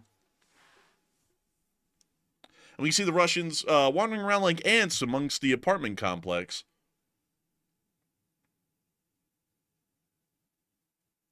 Someone just dropped some water on the ant mine. Bro, they're now all wandering around. Let's rebuild the colony, bled. It's like, no, there's going to be no chance for that. They're about to hit you a second time. Call that a double tap. Hit him again. Oh, look, a little burning piece of something. I got an announcement to make to everyone. Michelle and I, we're, going apart. And, no, I'm not okay. Like, it's, but anyways, that's the end of the clip right there. Oh, I don't know if y'all heard about that, but they're getting divorced. But moving on from that, I don't know why I had to throw that in the middle of the show, but they are getting divorced. But moving on from that, in different cross, we also get to see a Russian APC getting knocked out, getting the socks knocked off of it by the 72nd Mechanized Brigade. I like that it's turning a little bit more scenic over there with the shrubbery sort of blooming out and the grass turning green again. That's kind of like I guess, a silver lining to this hellish landscape. Matthew's a bit of a summer child. He likes it when the leaves are blossoming and the flowers are blooming. Do you see how he goes scurrying out of there like he had just like stepped on a mouse or something like that? Like he went scurrying out of there like, oh, great heavens. Man, let's go back to it. Yeah, great heavens. No, wait, it's coming. It's coming. It's about to happen. Look, here he goes. Oh, dear. Oh, whoa. Oh. I see some people that don't know. I'll tell y'all, like, this isn't a political thing, I just heard it, but it actually is happening. Michelle Obama is separating from Barack. Like, that's actually a thing that I think happened about a week ago. I thought a lot of people had heard about it, but apparently not. I'm seeing a lot of people didn't hear about that in the chat. There was no explanation for it. Michelle just said she was picking herself over, like, them, and I was like, okay, well, that just means you're getting divorced. I mean, that's just in more, like, you know, poetic terms.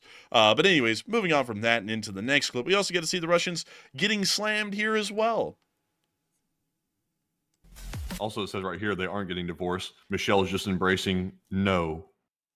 That means they're getting divorced. Or at least having difficulty. Like she said in her words, she said, we're not getting divorced, it's just a choice in between us and me, and I picked me, which means that she's divorcing. Like, that's what that means, you know? Like, if you're in a marriage, there's no such thing as just me, it's we, you know? Like, so, like, and also someone said, no divorce, just separation. Well, that usually means they're working towards divorce. I mean, you know, this isn't our first time around the block hearing about divorces. When people separate, it moves on into a divorce pretty quick, like after a couple of months usually. But anyways, moving on from that and into what the hell is Big Mike that everybody's talking about? I have no clue. Why does everybody keep saying that? I don't know. Like, I actually do not know. But anyways, moving on from that and towards Velika Novosilka, we also get to see the Russians getting hit down here in the Zaporizhia region. Are they talking about the dude that was running out of the explosion? Like, they're calling him Big Mike? Why would they say that? I don't know.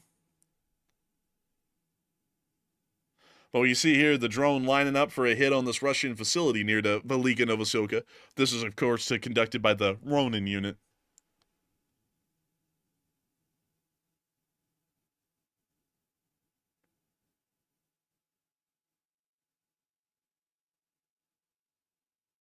Also, by the way, I think the thing about them getting divorced, by the way, it doesn't sound like they're officially getting divorced based on what I just read. It looks like it's just maybe some marriage troubles or something, and they're making it public, like everybody wants to know about all that, you know, private junk. But, you know, it just is what it is. Oh, okay, I see what people were talking about.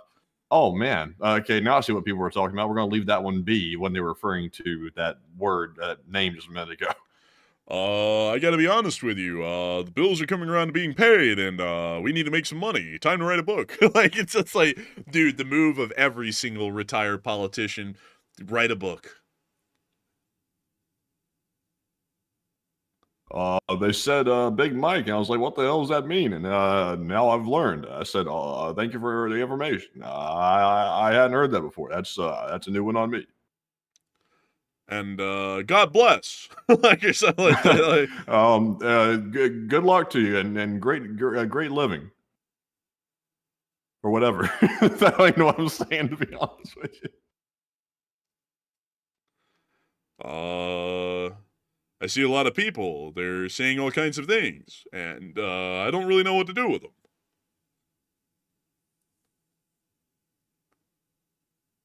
A lot of people are laughing at me, and I don't know why. But anyways, that's the end of the clip, and we're going to be moving on to the next one, which is right here, where we got to see some grads getting hit. Take a look at this. These artillerists, they just didn't know what was up. Uh-oh. That's a whole squad. Called a squad wipe because they got him. Oh, we can also see a little Buhaka pickup here. It's about to get it, and they got it.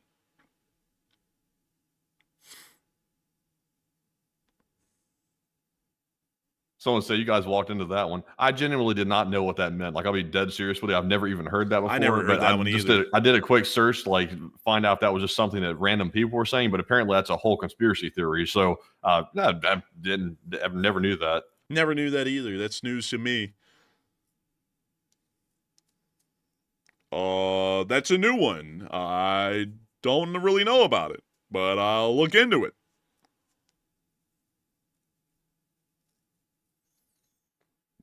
Oh, and that was the end of the clip. Very nice hits. Good to see. And moving on from that, and way down the line and into the area of Kherson, we got to see this Russian boat get hit near the Kimbarn Spit. You know, I see a lot of people telling us stuff to not pull up. Now, I'll tell you one thing to not pull up is Freddy Freaker. That is a advertisement for a toy called Freddy Freaker, and it honestly is nightmare fuel. Like just the whole thing, it was just weird. So be warned. It's not like traumatizing. It's not like a fake horror thing. It's a literal ad that went out in the 80s, and it was weird. But moving on from that and into Novorossiysk, we did get to see that the Ukrainians did hit a Russian oil depot today, and that thing was cooking on up like Kingsford charcoal briquettes. I almost said the briquette part first.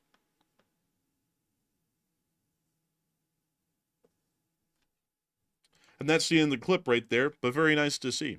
But moving on from that and out of that little clip, it's now time for us to move on up into the area of Kyiv to cover the speech from President Volodymyr Zelensky here on day 1161 of the news of the war in Ukraine. And so, without further ado, here is the speech. Speech! Бажаю здоров'я, шановні українці і українки. Коротко про сьогодні. Взяв участь в роботі саміту ініціативи трьох морів. Один з форматів, які об'єднують наш регіон. Від Чорного моря до Балтійського та Адріатики. Правильний формат – те, що наближає нас до Європейського Союзу. Наша пропозиція – зробити формат більш практичним. Політика в ньому вже відображена достатньо. Тепер варто додати конкретики, і не тільки в тому, що стосується логістики і стосується транспортних шляхів. Зараз, після блекауту в Іспанії та Португалії, після всіх російських ударів по нашій енергетиці, після об'єктивно непростих змін на газовому ринку Європи для всіх в Європі, очевидно, що потрібно більше спільних проєктів, більше допомоги один одному саме в енергетиці і в інших питаннях критичної інфраструктури. Зв'язок, трубопроводи, безпека портів. Український внесок в це може бути значним, і ми пропонуємо партнерам робити разом більше саме на цих напрямках. Сьогодні ж обговорювали підготовку нового рішення Ради національної безпеки і оборони. Важливо і надалі тиснути на російські мережі впливу, а також на всі їхні виробництва та торгівельні операції. Українські санкції стараємось по максимуму синхронізувати з усіма в Європі, щоб це було спільною позицією. І вже маємо хороші результати, у тому числі у закритих російських виробництвах, які працювали на їхню оборону. Готуємось також і до розмови з Америкою щодо нових санкційних кроків. Обираємо саме такі больові точки Росії, які найбільше спонукатимуть Москву до дипломатії. Вони повинні робити чіткі кроки до завершення війни. І ми наполягаємо, що безумовне і повне припинення вогню має стати першим кроком. Росія повинна це зробити. Зараз вони переживають, що у них парад під питанням. І правильно переживають. Але повинні переживати, що ця війна досі триває. Вони повинні закінчити війну. Говорив сьогодні з головкомом Сирським. Воїни тримають позиції, захищають нашу державу. Я хочу подякувати кожному, хто стійкий заради України, хто працює заради незалежності України. Слава Україні! And Hiram Hiram Slava. And with that, that is the end of the speech from President Volodymyr Zelensky here on day 1161 of the news from around the world. Actually, it's not of Ukraine anymore, it's from around the world. But it's time for us to move on to that second question segment where we get to talk to all of y'all. And boy, howdy, folks, is it a question segment indeed. We have plenty of super chats and live chats to be addressing at this point. But of course, I do have to give a massive shout out and thanks and appreciation to the approximately 8.7 thousand people who are still here with us right now. Y'all are the 8.7 thousand people who have made it through a course of 2 hours of news and a healthy hand of lame jokes. And I gotta appreciate y'all greatly for that. And I also have to appreciate y'all even greater for getting us over the 346,000 subscriber mark and on up to 347,000 subscribers. We are marching ever so gradually and patiently, Matthew, on our way to 350,000 subscribers. A nice rounded number. A nice whole number. And we're getting there each and every day with all of y'all. And I got to thank you all so much once again for watching the stream so far tonight. But I do encourage you to stick around. I beg of you, please do. Please, I have to have y'all stick around. I must insist. There's absolutely no reason for y'all to stick around, but we must have you all because we like to have y'all here. We do. We like to have the Lekis and the American Lekis. Make it rhyme, you know. But nevertheless, it is time for us to move on to the question segment, and I have to let you all know, if you are new to the channel, that there is going to be plenty of tomfoolery and shenanigans. This question segment largely consists of us answering any questions from the audience, and sometimes we can get involved in incredibly long and winding rabbit holes that have absolutely nothing to do with anything concerning the world news. It's just fun to get to chit-chat with you all, so we just kind of, do whatever. So I just want you to know that before we go into this, because if you come in here and say, "Where's the news?" It's not here. It was the whole past 2 hours. But with that, it is time for us to move on into that question segment. And Matthew, I've got to ask you, I've got to implore you, what do we got? All right, so it's now time for that final question segment of the night. And as you may have noticed, we are fresh out of polls. We've gone through all of our polls for the night, and we've had a nice 5 or 6 of them. So plenty of polls to go around tonight, and we do love those polls very much. But it's now time to get to all the remaining super chats and the live chat questions as well. So our first one is going to go to none other than Panama Floyd, who's a longtime channel legend who puts in a $20 donation. And thank you very much, Panama, for that $20 support, and also for being on the channel for such a very long time. And he said that $20 says the thing on the Iranian poster is a Persian ceremonial dagger, and look it up. And if I'm right, keep the 20 anyway. Oh, thank you. And one for the chat, please. Let's see. Ceremonial dagger. Let's take a look at this. A Persian ceremonial dagger. Well, not quite. Not quite. Because there are a lot of different types of these. This one. This one. That just looks messed up. This one. This one. This one. This one. This one. That looks like a spade. This one. That just looks like a long kitchen knife. This one. Is it supposed to be like a dreidel, or whatever, how it's pronounced? Bro, this ain't blip kosher, dude. Like this. That No, like you know what I'm talking about, right? Like the little thing, the little spinny top looking thing. Like it kind of has the same shape a little bit. No, because the dreidel doesn't have that little handle thing on top. Where it flares out. It just has the handle part. Yeah, maybe so. I don't really know what the hell it is. It's like one of those boot knives or something, but in a very odd shape of the handle. Shin.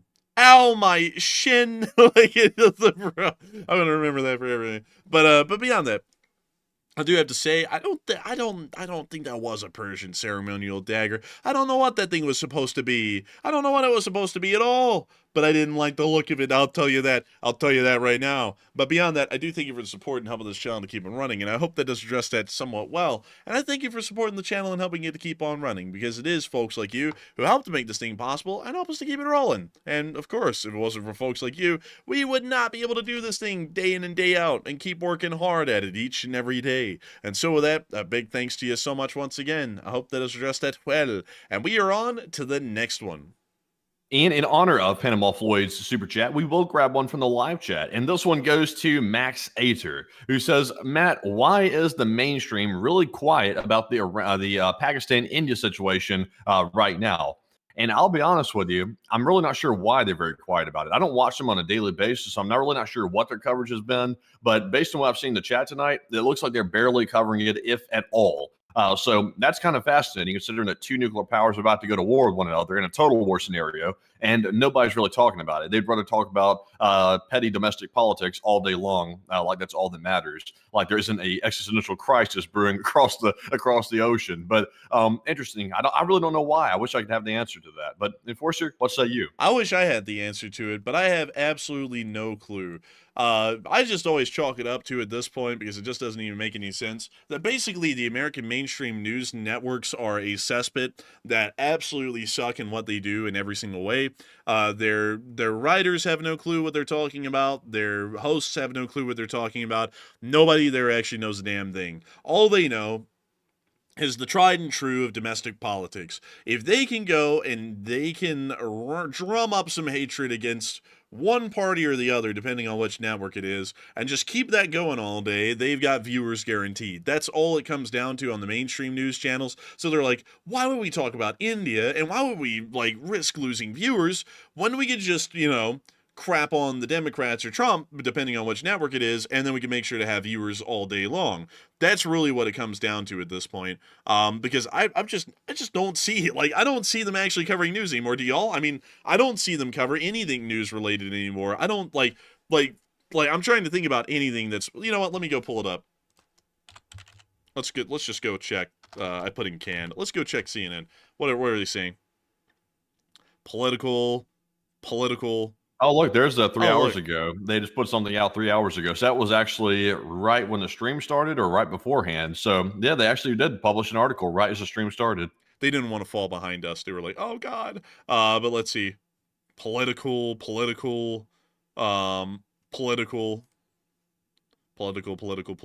So literally, dude, all day long, it's just been political stuff. So let's go check Fox now. Political.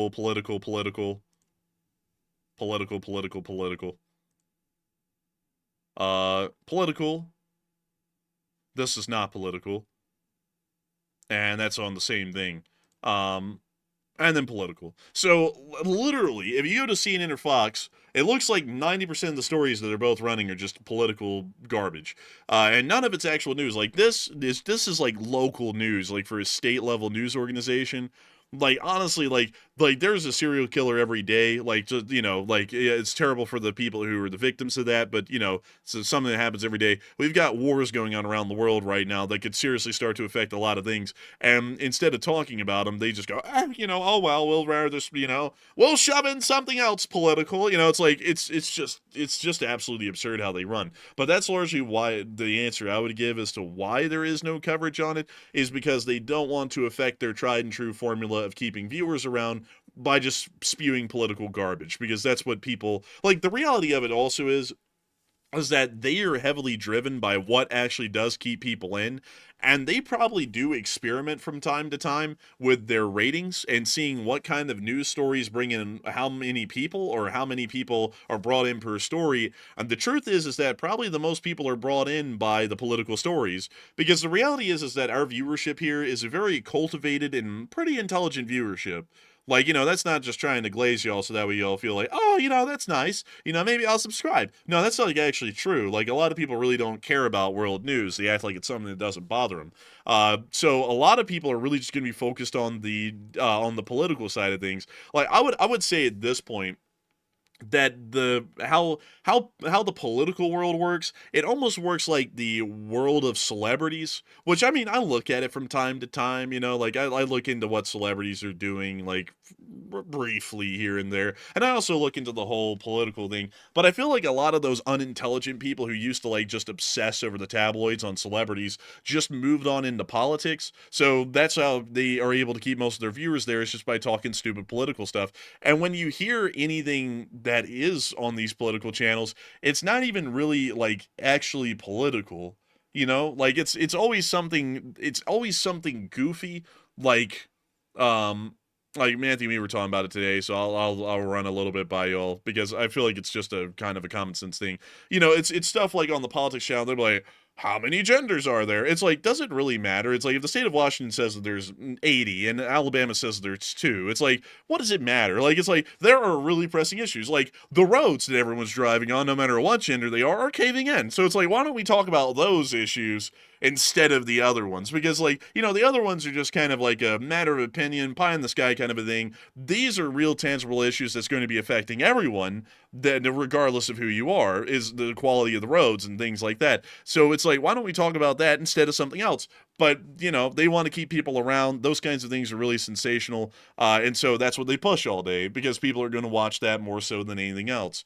And then these same people who watch these shows go, wow, I'd really like to see like some quality news. It's like, no, you're the reason why there is no quality news, is because you keep watching this garbage, which keeps boosting their ratings. And so then they keep showing it. It's like, if you actually, like, if folks were more like y'all and actually sought out real world news, and things that actually mattered, then more coverage on TV would start to reflect that, because they would want to get into on that massive market share. But that's the reality of the situation. Anyways. What gets me is people that watch mainstream news channels like Fox or CNN, and they watch them like all the time. Like, that's all they watch for news, or quote unquote news, what they call news.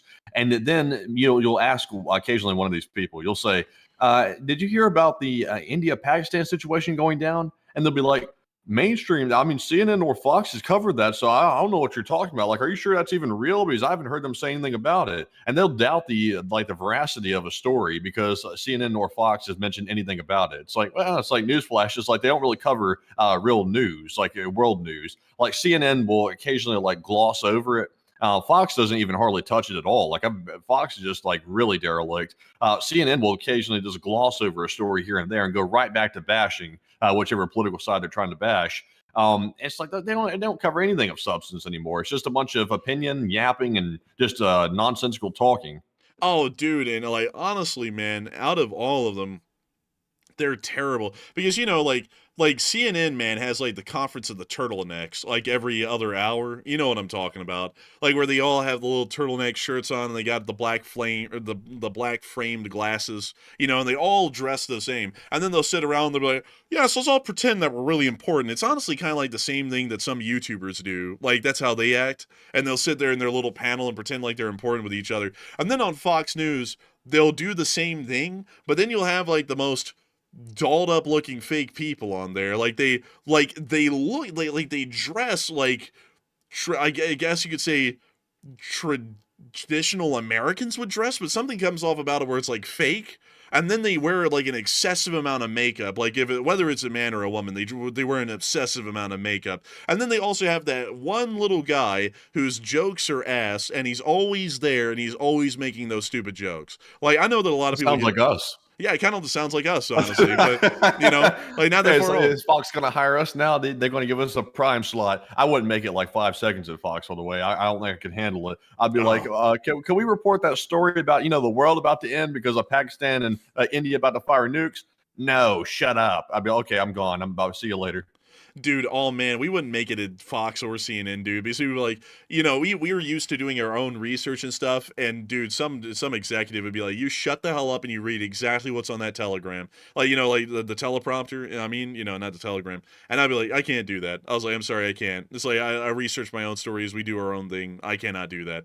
And of course it would all be political slop. It'd be something stupid. Like, have you heard about how this other party's trying to poison your children? Something like that for 24 hours a day. I couldn't take it. I could not take doing that all day. Also, by the way, I will say this. I want to give credit here. Defender Marcia LSA mentioned it. She said, I do respect CBS's 60 Minutes. They tell it like it is, even if it's against their parent company.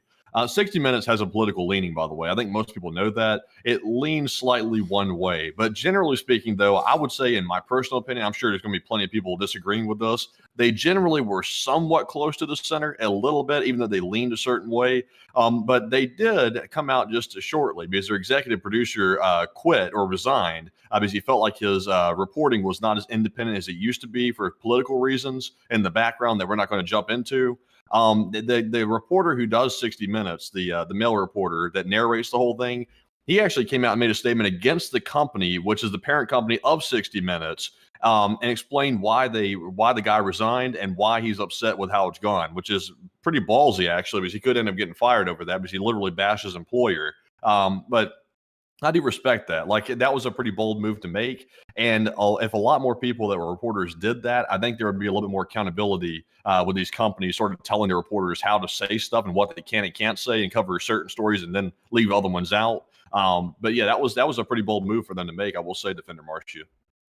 Yeah, it was an interesting one, and I see some people saying the 60 Minutes is definitely political. I don't really watch them a lot. I wouldn't really know. I don't really know. But one thing I will say is that there's really a lack of non-political stuff out there. But then the problem is that with channels like ours, we just try, like, we have a very general framework of what we do, and this is something that's been a little bit difficult recently. We have a very strict framework about what we do, and we've had this very strict mindset of what is best for America, and it's whatever produces the best jobs, make sure that America is strategically secure, those sorts of things, and tries to balance them all the best it can, although it might not be perfect every time. And so, under the last administration, it was a lot easier to criticize the last administration, and really, honestly, nobody batted an eye. But under the current administration, we've had an endless slew of problems. Because things that we would say that would be pretty straightforward in any other given situation, like, slapping tariffs on everyone's bad, is taken as a political thing, when the reality is that it's just actually bad. Like, if it wasn't bad, why is the stock market going to crash as a result?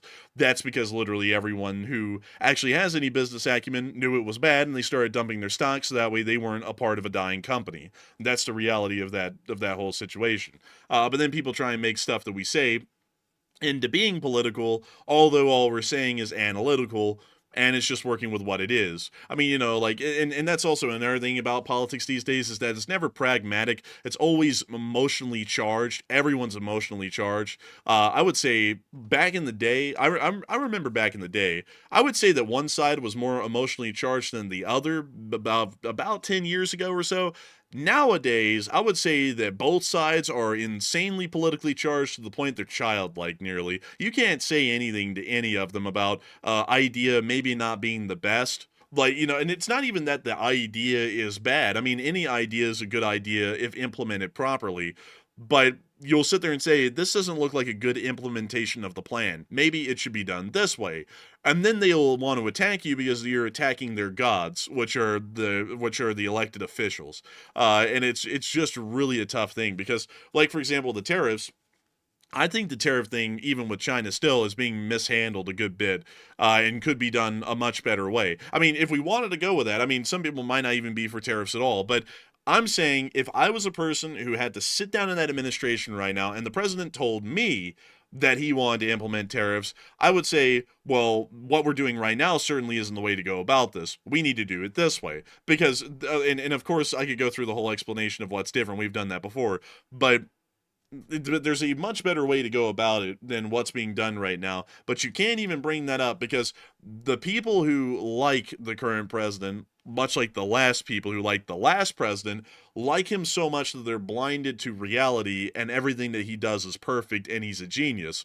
Although there are many things so far that show that, of course, not everyone's perfect and there will be flaws and there will be, a lot of things done wrong.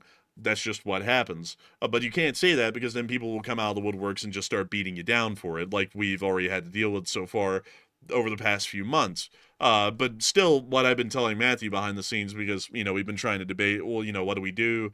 Do we, like, get beat to death by the mob or what? I was like, I'll rather get beat to death by the mob than stop being who we are, because, all we've done our entire lives on the show is analyze, and if people can't handle us analyzing stuff, like, I like that's tough, but we can't stop doing what we've always done. So I hope that addresses that somewhat well about the whole mainstream news thing and a whole bunch of rabbit holes with that as well. But I am dead set on just analyzing things as neutrally as possible and being as politically neutral as possible.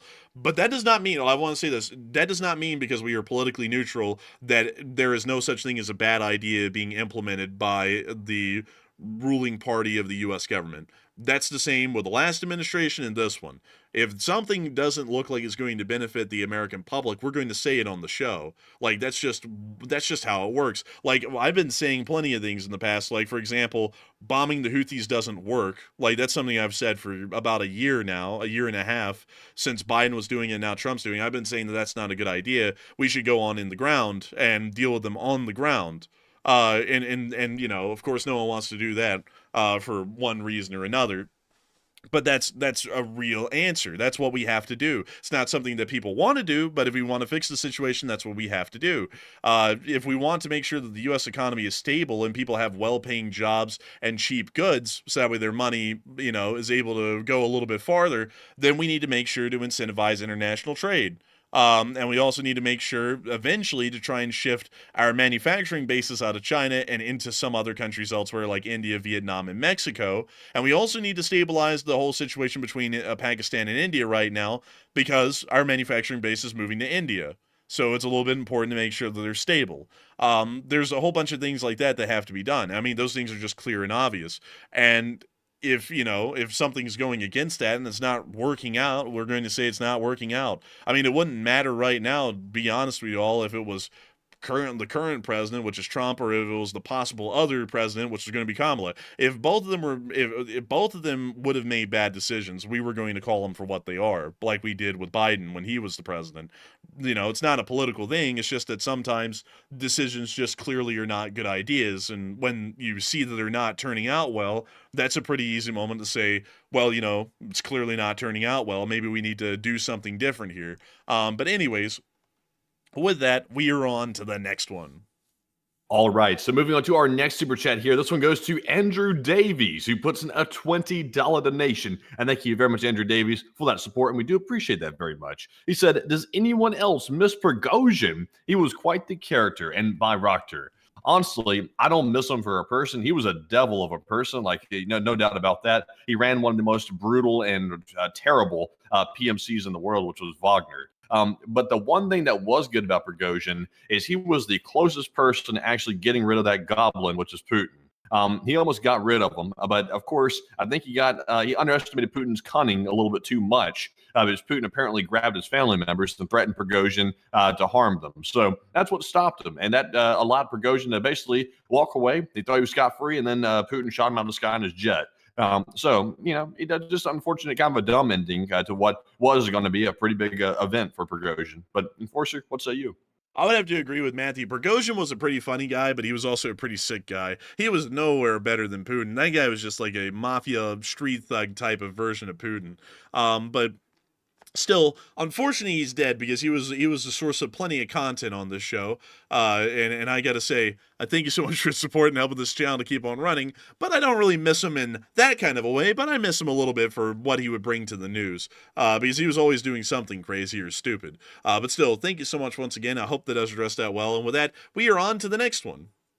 I will say that Prigozhin will always hold the spot for one of my most watched videos of all time. I think it was like a 400,000 view video I did about Prigozhin way back in the day when he was doing his shenanigans. That was probably the biggest one. There might be a bigger one day, but for now that holds the title, I think. And Enforcer's biggest video, I can't remember what the topic was. It might have been Prigozhin too, I think.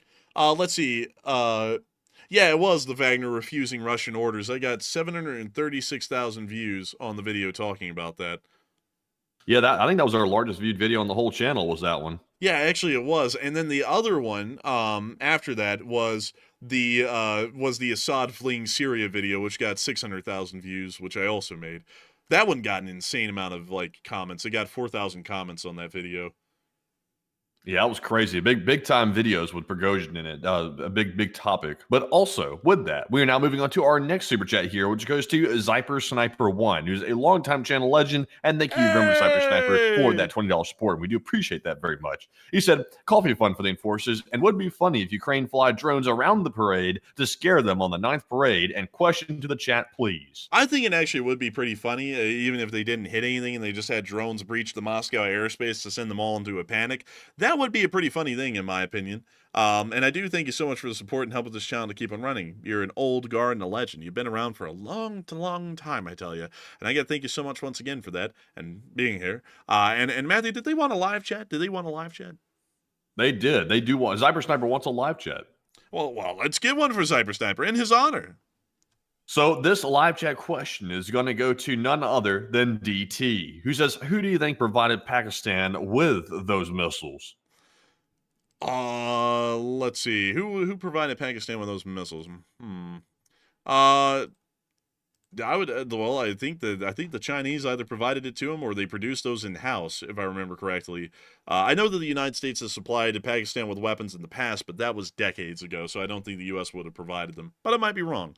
But I do hope that has addressed that the best I can, at least as far as the live chat is concerned. And also, Matthew, what the hell was up with that person just repeating the title in all caps for like 5 minutes? What was up with that? Oh, I thought at first he was trying to report the news. I was like, well, that was the topic of the video, so I'm not sure why he's repeating it. But then he just kept spamming it over and over and over. So okay, I think this guy is a bot. I don't know. I think it might have been a little cuss. Because it's like, why was he repeating it? It's like, yeah, that's the news. Also, man, I've seen some people coming in tonight, like trying to still challenge the validity of the title. It's like, we literally covered it already. It's like, you just have to be kind and rewind and you can, see it yourself. Like we have video and picture evidence proof of everything that we said. There was heavy fighting in Syria, major battles breaking out in India. So, it's like, that was what happened, it's in the title. But anyways, with that, we are on to the next one. And our next one goes to Monty J, who puts in a 20 as well. And thank you very much, Monty, for that $20 support. And we do appreciate that. A big shout out to you. And he said, why not the columns before or after? And what does he mean by the columns before and after? When he said that, for some reason, it calls PTSD with spreadsheets, about spreadsheet columns when he said that. But I think he was referring to column. I'll be honest with you, I'm not really sure what he means by that. Like, I was assuming he meant like Pakistan and India, but I'm not aware of any columns between those two. So I'm not really sure. There are thieves roaming the columns. Unfortunately, I don't know what that means either. I do thank you for the support, though. But if you would like to clarify that, we can circle back and answer it. But at the moment, I don't know what you mean by columns. But I do thank you so much for the support and helping this channel to keep it running and making it possible. Because if it wasn't for folks like you, we wouldn't be able to be here right now. And so with that, thank you so much once again. I hope that has addressed that well. And we are on to the next one. All right. Also, George Tentra said in the live chat, said some folks still haven't figured out that you guys are 24 to 72 hours ahead of the mainstream media when it comes to the breaking news. That is true. And that's also why some people on these mainstream channels, we actually do have some CNN commentators that actually watch our channel, and they also follow our Twitter page and follow our news that we put out. So I do know that there are commentators that are on those mainstream channels that watch our stuff, and I actually have spoken to one of them before. But of course, not just because someone's a commentator on a channel doesn't mean necessarily they're like deeply ingrained in that news channel. They just simply work for them in a way, and they give their commentary occasionally on their channel. But there are some like decent people that commentate on these channels. Of course, we've been recommended by a few people that go on mainstream media to give their opinion from time to time. And of course, nothing about those folks. Like, they're totally separate. It's about the company making the decision to cover nonstop politics is the bad thing, in my opinion. But yeah, mainstream media is always late. That's why we have such a large audience, I think, is because people know they'll find the news here way before the mainstream ever covers it, which I think is our edge. Yeah, I would agree. I think that one of our main edges, like Matthew's saying, is that we get to the news way, way before anyone else does. And that's also really annoying because some people have it ingrained in their heads that if they're not being told something by a mainstream corporate news company, then it's just not happening. So we'll cover something 3 days in advance. And it's honestly crazy. Like, some people are like really dissociative with this, and it's something I'll say it gets on my nerves really badly because we'll cover something like what we're covering tonight, and people will come in and be like, "You're a liar. This isn't even happening." And then 3 days later, when CNN covers it, then they come in the 10-minute countdown. They're like, "At Enforcer Matt, did you hear that India is going to war?" And I'm like, "We covered that 3 days ago, and you were here calling us liars. Now CNN says it, and now you act like, you've never heard of this before, and you've got to tell us about it." It's like that's what we do. It's like, this is our job. Like, we're very good at this, way better than any mainstream news company. It's Project Mockingbird. Yeah, I think so. I have no clue though how some people do that. Like how some people dissociate that much to where we can tell them and they don't believe it, and then the mainstream news tells them, and it's like they heard it for the first time and they forgot that we even told them. And I'm like, I just don't even know how that works, really. It just honestly, it just blows me away with that sometimes. And I want to ask these folks, I'm like, how in the world does that like mentally work for you? But I never do. But anyways, I do thank you for asking that question. And of course that's another thing. And it's something else I wanted to share with you, because our mom brought this up a while ago to us, and we got a laugh out of it, is that y'all know that we are pretty much the forerunners of being on YouTube and speaking about war videos and breaking them down. Sometimes, back way early on in the Ukraine war, like I'm saying about a year ago, like this is when this ended, we would be able to show y'all videos and break down exact troop movements and what they were doing in the field and how that was really reflecting what exactly was happening in a big picture in that specific area of the front line. So about a year and a half ago, there was a specific news channel and a specific news anchor, you'll remember him, Matthew, where they tried out a segment similar to that, where they would show war footage that was just, grabbed from the internet like we do, and the host was supposed to commentate on it live and provide analysis, and they did terribly. I think they only did it like 3 times and then stopped. But our mom Are used to the teleprompter, like trying to jump between like ad lib improv, like speaking of news commentary, and then jumping back to the teleprompter with the script. That's tough. Like, it's really hard. You got to switch your brain on and then try to switch it right back off to start reading from the script. Yeah, it was an interesting thing. Our mom was like, "Wow, this giant network, it seems to be ripping off almost y'all's exact format, at least in that particular kind of a thing." And I was like, well, like, that's how it is. They'll always try and rip off people who have a new idea. And, maybe they ripped us off. Maybe they ripped someone else off. But it was wildly similar to what I would do, because when there was an explosion on a clip, the person would go, "Ooh, there was like a giant explosion." They would just almost like try and imitate what I do. And I was like, no one else does that except for me. So it's like that does seem like it's got some credence. Maybe we're being copied there. But beyond that, if we are or not, it doesn't really matter. We're still doing it better than they ever could. But it's still just a really weird kind of a thing how people just put mainstream news platforms onto a pedestal. Like, they're the arbiter of truth to a lot of people, and we're just these random yokels who don't know what we're talking about, although we do better work than CNN and Fox most times. But anyways, with that, it is time for us to move on to the next one. All right, so our next one is going to go to Brian Justin, who just threw in a massive $50 donation. And thank you very much, Brian, for that $50 support and helping to keep the channel running and throwing that right toward the Real News Fund. And Brian says, YouTube beat mainstream media, hands down. Take one from the chat and LSA. And I got to thank you so much for the massive support, Brian Justin, and helping this channel to keep on running. And thank you so much for saying that we beat the mainstream media hands down. I'm glad to hear that we do. And y'all know something that's funny? I always get a laugh out of this one, speaking of mainstream. So if y'all ever go and watch Fox News has this idea that they're edgy. They're against the trend. They're not like the mainstream. we're different than the mainstream. News company ratings. Let me go pull those up here. News company ratings. Let me go get these. So, here's something interesting. This is the AI breakdown, but you'll see this wherever you go. We could go to Adweek and show it to y'all. The biggest news company in America is Fox News.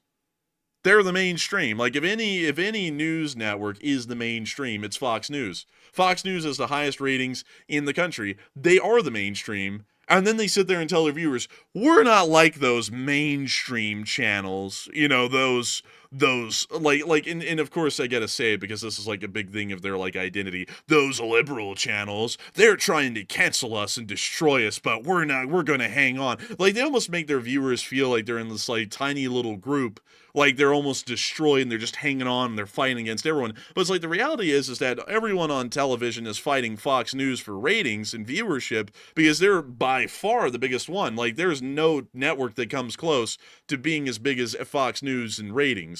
And it's like, then it's just like, then kind of like just shitty kind of lying is like a big thing in news. Like, that's not just Fox News. Like, that's kind of like the spin they do. But then CNN does the whole, the most trusted name in news. And then they come up with stupid shit, you know, like for a story like, you know, this guy had 2 scoops of ice cream, everyone else had 1. It's like, is that really news? Like, on any given day, that's like very low on the priority poll for things to cover. Like, we could cover a whole bunch of other things, and y'all chose to pick that. And then y'all say you're the most trusted name in news. Like, get the hell out of here. Pack your shit and go. Like that's how all of these news companies are. Fox News will lie to you and make you feel like you're fighting the world and you're just a little piece of it. And then CNN will tell you that they're the most trusted name in news. And I'll be honest with you, I can name like 6 different times that they were just flat out wrong on something, or they did terribly on covering a story, and then they pretend like they're just the best. It's like, it's just so stupid with that sort of a thing.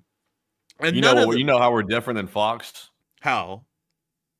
We have never had to run a fruit pill commercial to keep the show running on this channel. Bro. You know those fruit pills? You know what I'm talking about? It's like that powdered fruit pill with like a plastic like capsule or whatever. Dude, I know what you're talking about, but you know another commercial that we never had to run? What?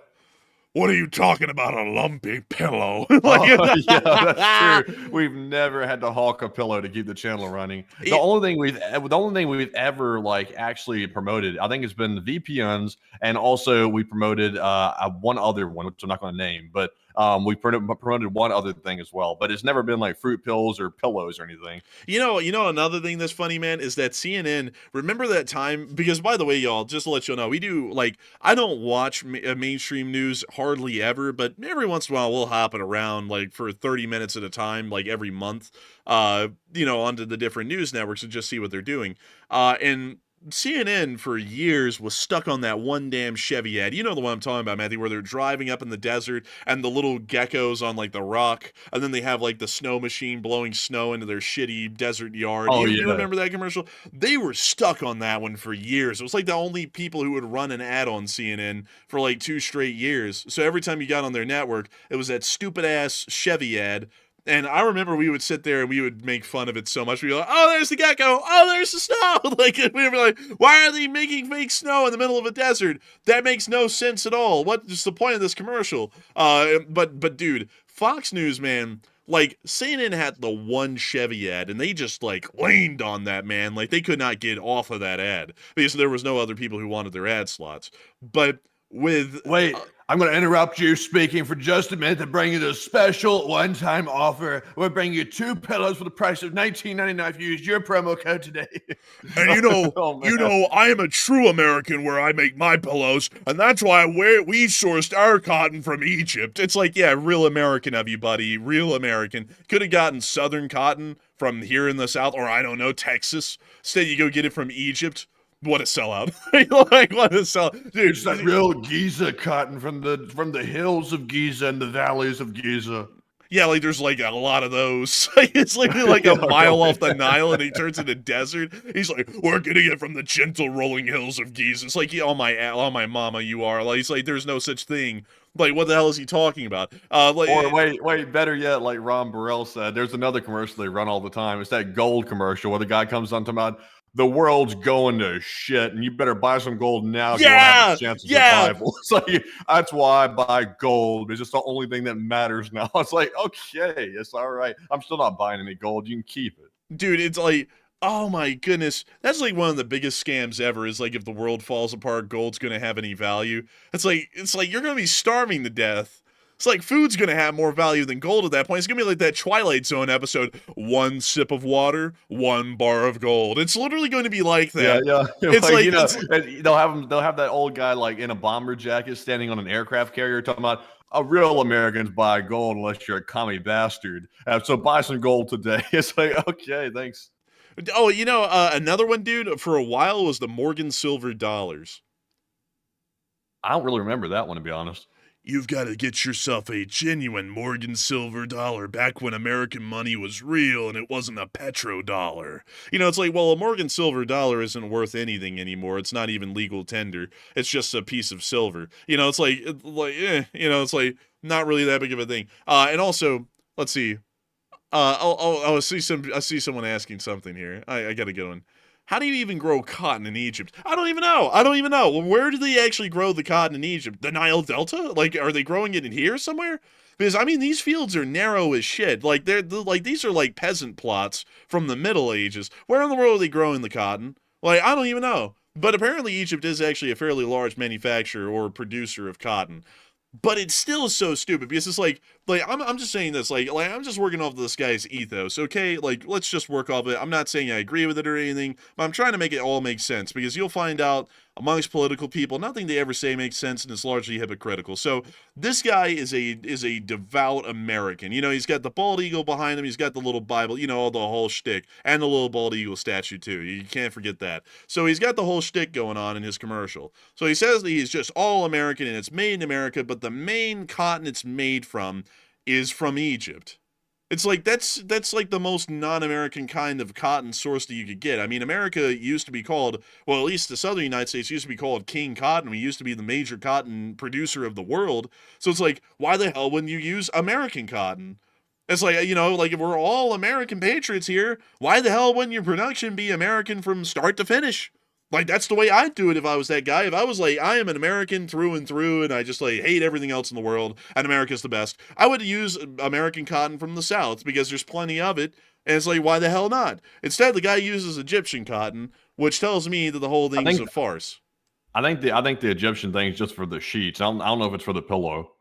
But beyond that, still, it's like, that shouldn't be for anything. Like, use American cotton if you want to be this big all-American patriot. It's like, the guy, like, that guy, I think, still is, like, rambling about globalists. It's like, bro, you buy your cotton from Egypt. It's like, how the hell can you even say that you're different? It's like, you're the same thing. It's like, you're like everyone else. You go and buy the cheapest shit from wherever you can. Like crazily enough, y'all might not know this, but the largest producer of cotton these days isn't even America or even Egypt. It's India. Most people buy their cotton from India. It's not because their cotton's better. It's just cheaper. So they all buy it from India. It's like that's just how it works. It's like there's nothing wrong with it, with anyone who does that. But if for some reason you have like a moral conviction that everything has to be made in America from start to finish, why the hell would you ever use Egyptian cotton for anything? I'm not saying I agree or disagree with the guy. I'm just pointing out a hypocrisy here about this guy's whole product line. Is that it makes no sense. Like, make it all in America then, if you're that pro-American, make it all in America. The cotton should be American. It's like, that just seems to make no sense. Like, if I was my globalist or something, and I was like huge on global trade, then I would say, they're manufactured in Vietnam, the cotton sourced from Egypt or India, yada, yada, yada. That's what I do. But then the guy says he's an all-American patriot, and then he sources the cotton from Egypt. So it makes no sense. But anyways, with that, we've rambled on about that one long enough. I think you'll get the point. But anyways, with that, we are on to the next one. All right. And also, Brian Justin, thank you once again for that support. And we will grab a live chat question. And this one goes to Andrea Scout, who says, what if Ukraine strikes the parade and takes out Putin in the process? What's going to happen? I have a feeling that actually would go pretty badly, because if they take out Putin, they're probably going to mortally wound Xi Jinping as well, because he's going to be sitting right beside him. So I don't really think Putin would be a target per se in an attack on the Victory Day parade. But if he was, we probably could consider that China would join the war directly on the Russian side, and that probably would embolden the next successor to actually continue the war, because it would, in the public's mind in Russia, they would have to avenge this slaughter of Xi Jinping and Putin at the same time. Because while Putin's a bastard, if your world leader gets killed on national TV, much more international TV, by a drone bomb, and then you also end up killing Xi Jinping, that's probably going to actually piss them off a lot more than bringing a new leader that ends the war. That's at least what I'll be believing. But anyways, with that, I hope that does address that live chat the best I can. I got to thank you so much for the support, Brian, Justin, and helping this channel to keep on running. Because if it wasn't for folks like you, we wouldn't be able to make this thing possible and keep it running. And so with that, we are on to the next one. And our next one goes to Wellness LSA Latvia, who's also a longtime channel legend. He's been around for ages on the channel and puts in a $20 donation. And thank you very much, Wellness, for that $20 support. And I said, I'm here every day because this is where the best and highest quality news is presented. And all the content you create on YouTube is real history learning material for future generations. And thank you, and LLT LSA. Dang, that's some really high words. And I got to thank you so much, Wellness LSA Latvia, for putting the LSA mug in your profile picture for one, and also throwing in some wildly kind words. That's very high praise, and I got to thank you greatly for that, because history is a big thing to me. I'm a history major. I'm obsessed with history. Love history to pieces. And folks like you who support this channel and help it to be possible, you make this thing possible every day for us to make this high quality news of which you speak. And I got to thank you greatly for that, because if it wasn't for folks like you, I wouldn't be able to make this history kind of content, or at least a historical source content that people will look back on in the future. So with that, thank you so much once again. I hope that does address that well. And also, speaking of history, folks, we were actually driving by a little place today. We were driving by a little place, a little neat place in Birmingham, Alabama, called Irondale. I had to drop y'all by here because I had to come up with something. I thought it'd be kind of neat. This place is actually pretty cool. Pretty neat. Here it is. This was actually taken in 2021. They didn't have the Hump Yard Jack sign here yet, Matthew, but they did have the Christmas tree, which is still there. That's very nice. Yeah, that's very nice. They changed out that sign too. Anyways, down there's the rail yard. So we drove by here today because we're getting bored a lot, and we kind of like to drop by and look at the trains. And we actually saw an Autorack train pass, and then it hit us. The car business is a big one here in Birmingham. Actually, you can actually see exactly where it is a big business, right over here. This is where they load them up in this little lot. So pretty big business, and I was wondering a little bit today about that. How's the changing economic situation going to start affecting that? That'll be a little bit of an interesting thing to see, but we'll have to wait and find out. But with that, I hope that does address that the best I can. Thank you so much once again for support and helping this channel to keep on running. And with that, we are on to the next one. All right, and our next one goes to Andrew Davies once again, who puts in his second support of the night, and it's a $20 donation. And thank you very much, Andrew, for that $20 support, and we do appreciate that, of course, very much once again. And he said, if you guys come to Washington, we'll have to go fishing. I assume you mean Washington State, because I don't think there's much fishing in Washington, D.C., unless you're fishing for little insider trading tips. Wiretapping. Yeah, fishing for something that the politicians shouldn't be fishing for. But, fishing in Washington, that would be fascinating. That's a long way to go. I will say that's a long plane ride all the way out there. I'm not sure when we'll be back, but that would be neat. But Enforcer, what say you? That would be pretty cool, and I'll take you up on the offer possibly when we're out there next time, because Washington State is a pretty cool place. Very beautiful out there. And I got to thank you so much for the offer and the kind words and the support. And also, I got to say, man, this is one that I was like, bro, this is crazy. Someone said, the Middle East used to be green. Look at the map where a certain religion went and see where the deserts are. I hate to break it to you, man, but Islam didn't make the Middle East a desert. Like, it was like that before them, if you, read the Bible, it was like that the whole time before the Muslims existed, because Islam didn't exist when the whole Bible was written, and they said Moses went out into the desert, so seems like it kind of was a desert before the whole Islam thing. If a religion could turn a place into an arid, dry desert, then It's a little bit weird that the entire Balkans didn't become a desert, because I'm pretty sure that they were run by the Ottoman Empire for about 400 years, and they were pretty damn Islamic. So it's a little bit weird that, Romania isn't in the middle of a desert then, Like, I don't really know about that theory, man. Like, it's like, dude, like, imagine that dude's like, bro, this guy who's like, he's Buddhist, he stepped out on a boat into the middle of Oman, and it turned into a jungle. Like, it's like, bro, it's like, how does that work? It's like, I don't even know how that works. I don't get it. I don't. Where's the punchline? But anyways, with that, we are on to the next one. All right, and our next one goes to Missouri Mauler. I'm not sure what that is referencing, but they put in a $10 donation, and thank you very much, Missouri Mauler, for that support. They said, thanks for the nightly content. It keeps me out of spending all day on Twitter to keep up, and prayers to all the defenders of liberty around the world, and Lord have mercy on us. Hey, and I'm happy to make sure to have you in a nice place to spend your time. We always love people to spend their time in a good place, and this is about the best they can get. And I got to thank you so much as well for also not scrolling Twitter all day, because scrolling Twitter all day is something that we do for a job, and we make sure to get the best news put together to get it here for all of y'all to hear on the show every night. And so I got to thank you for the kind words, and I thank you for enjoying the show greatly. And I thank you for letting us have you here to spend a decent amount of your time in a day watching the show. And so a huge thanks to you so much once again. I hope that has addressed that incredibly well. And with that, we are on to the next one. And our next ones go to Jenna, last name Tolls, who puts in a $10 donation. And thank you very much, Jenna, for that $10 support and helping to keep us running. Also, while we're at it, big shout out to Eric Horner, LSA, who also put in a 10 as well. And thank you very much, Jenna and Eric, for that $10 support, and we appreciate that. But Enforcer, what say you? I got to thank you so much for the support and helping this channel to keep on running, because if it wasn't for folks like y'all, we wouldn't be able to make this thing possible. Why I didn't throw in comments, of course, if it wasn't for your support, we wouldn't be able to be here doing this as a full-time job. And so with that, thank you so much once again. Hope that has addressed that well. And we are on to the next one. And now we have one from Ryguy SR, who puts in the 10. And thank you very much, Ryguy SR, as well. He said, another great stream. And do you guys think that the vice president visit to India has anything to do with India's boldness and almost an over-response to the attack? And LSA, and long live the Republic, and Slava Ukraine. And long live the Republic, and long live the Eastern Army. I really don't think it had that much to do with it. I think India is just chomping at the bits to respond, because there's some underlying, they hate each other. That's really the honest truth. Let's not beat around the bush. The Indians hate the Pakistanis hate the Indians.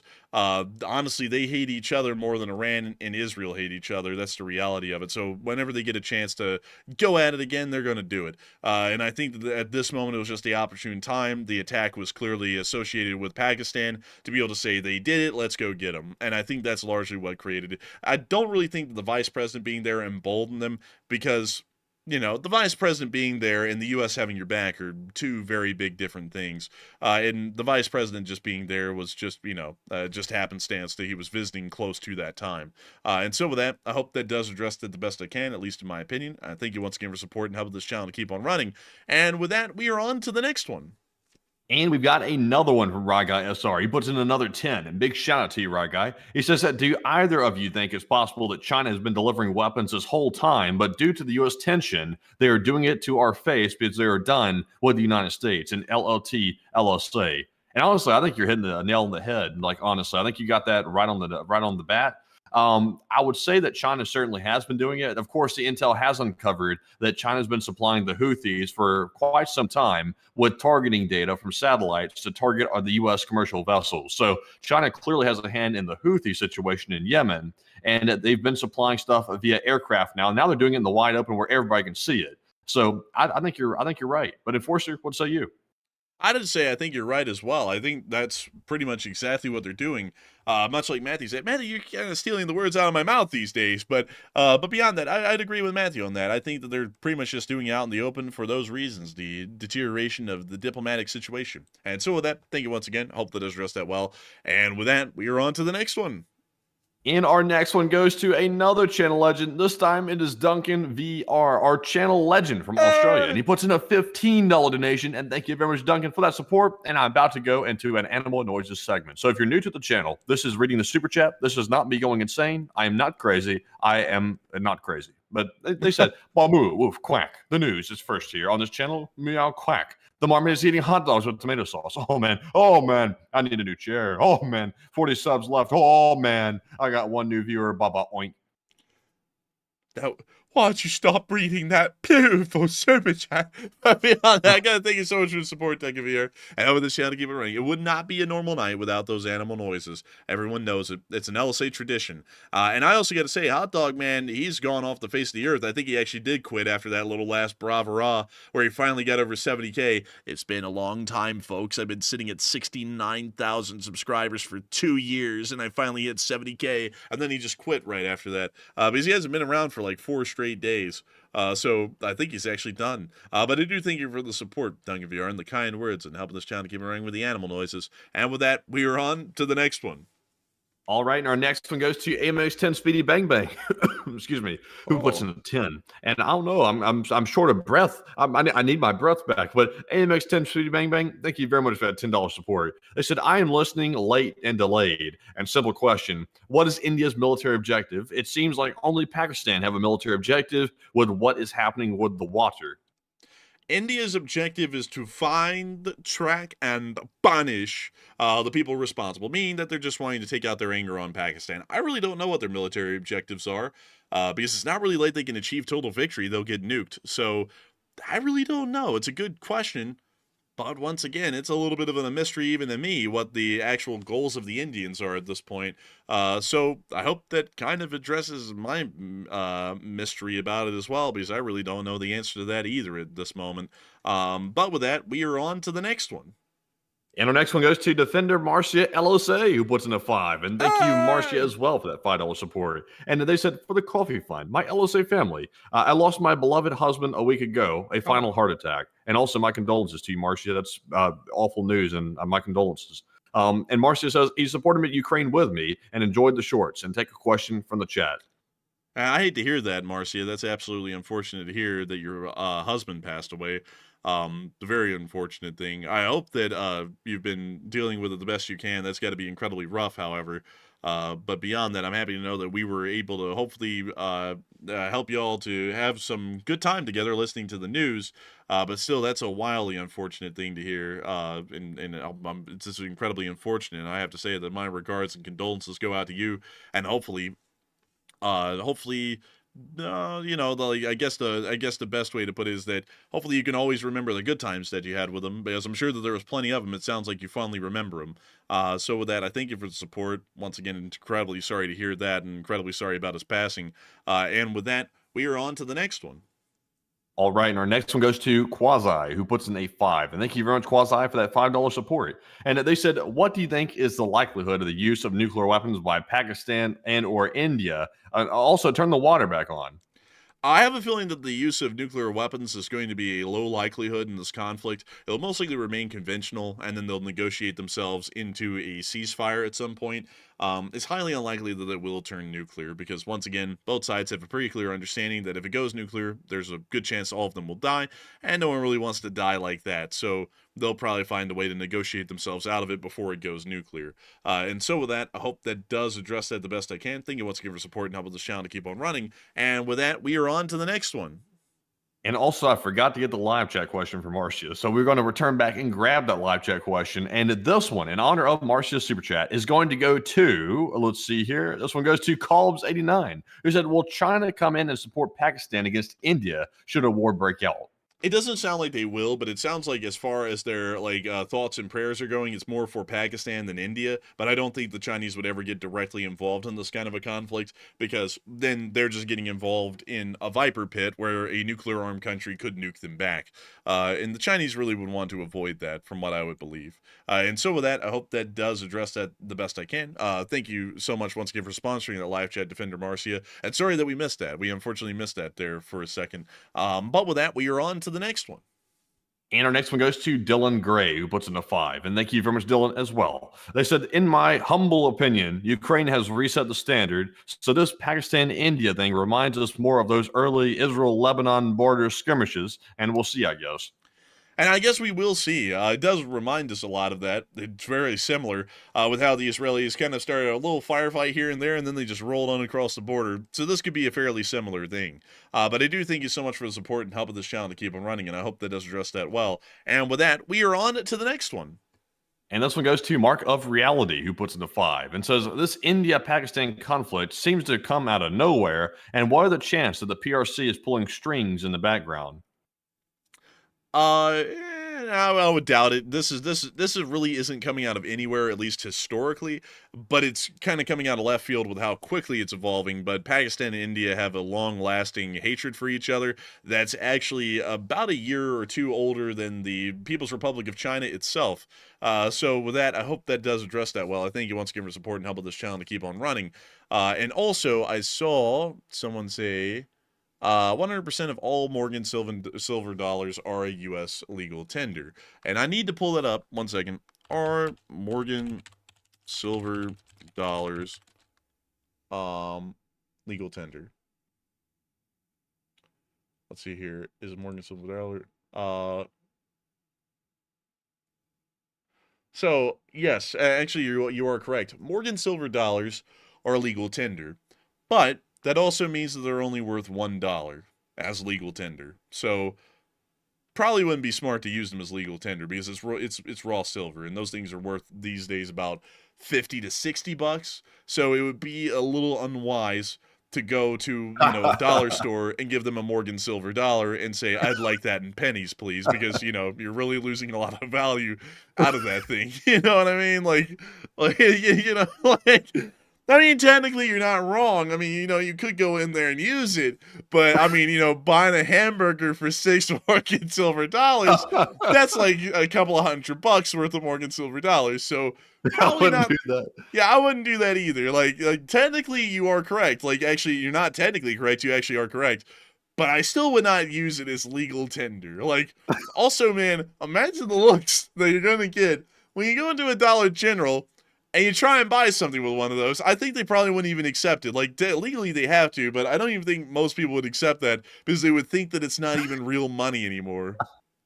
Yeah, I think if you're watching someone a Morgan silver dollar and trying to pawn it off from the cashier, I think you're probably going to get cussed out or turned away or something. Oh my Lord, that's actually crazy though. I didn't know that. I thought technically kind of like old US dollars that get circulated out, that it wouldn't be worth anything anymore, and it technically would be an obsolete form of currency, but apparently they're not. Apparently they still are legal tender. So yeah, a little bit interesting with that. Let's see. George J said, plus you'd be confusing the hell out of the Dollar General clerk too. What's this shit? Like, bro, that would be their reaction. They'd be like, what the hell is this? This isn't $1. And they'd be like, what are you doing? Oh my Lord, dude. Imagine going around and paying for everything in Morgan silver dollars. Oh my goodness. And he'd be probably the worst businessman in history.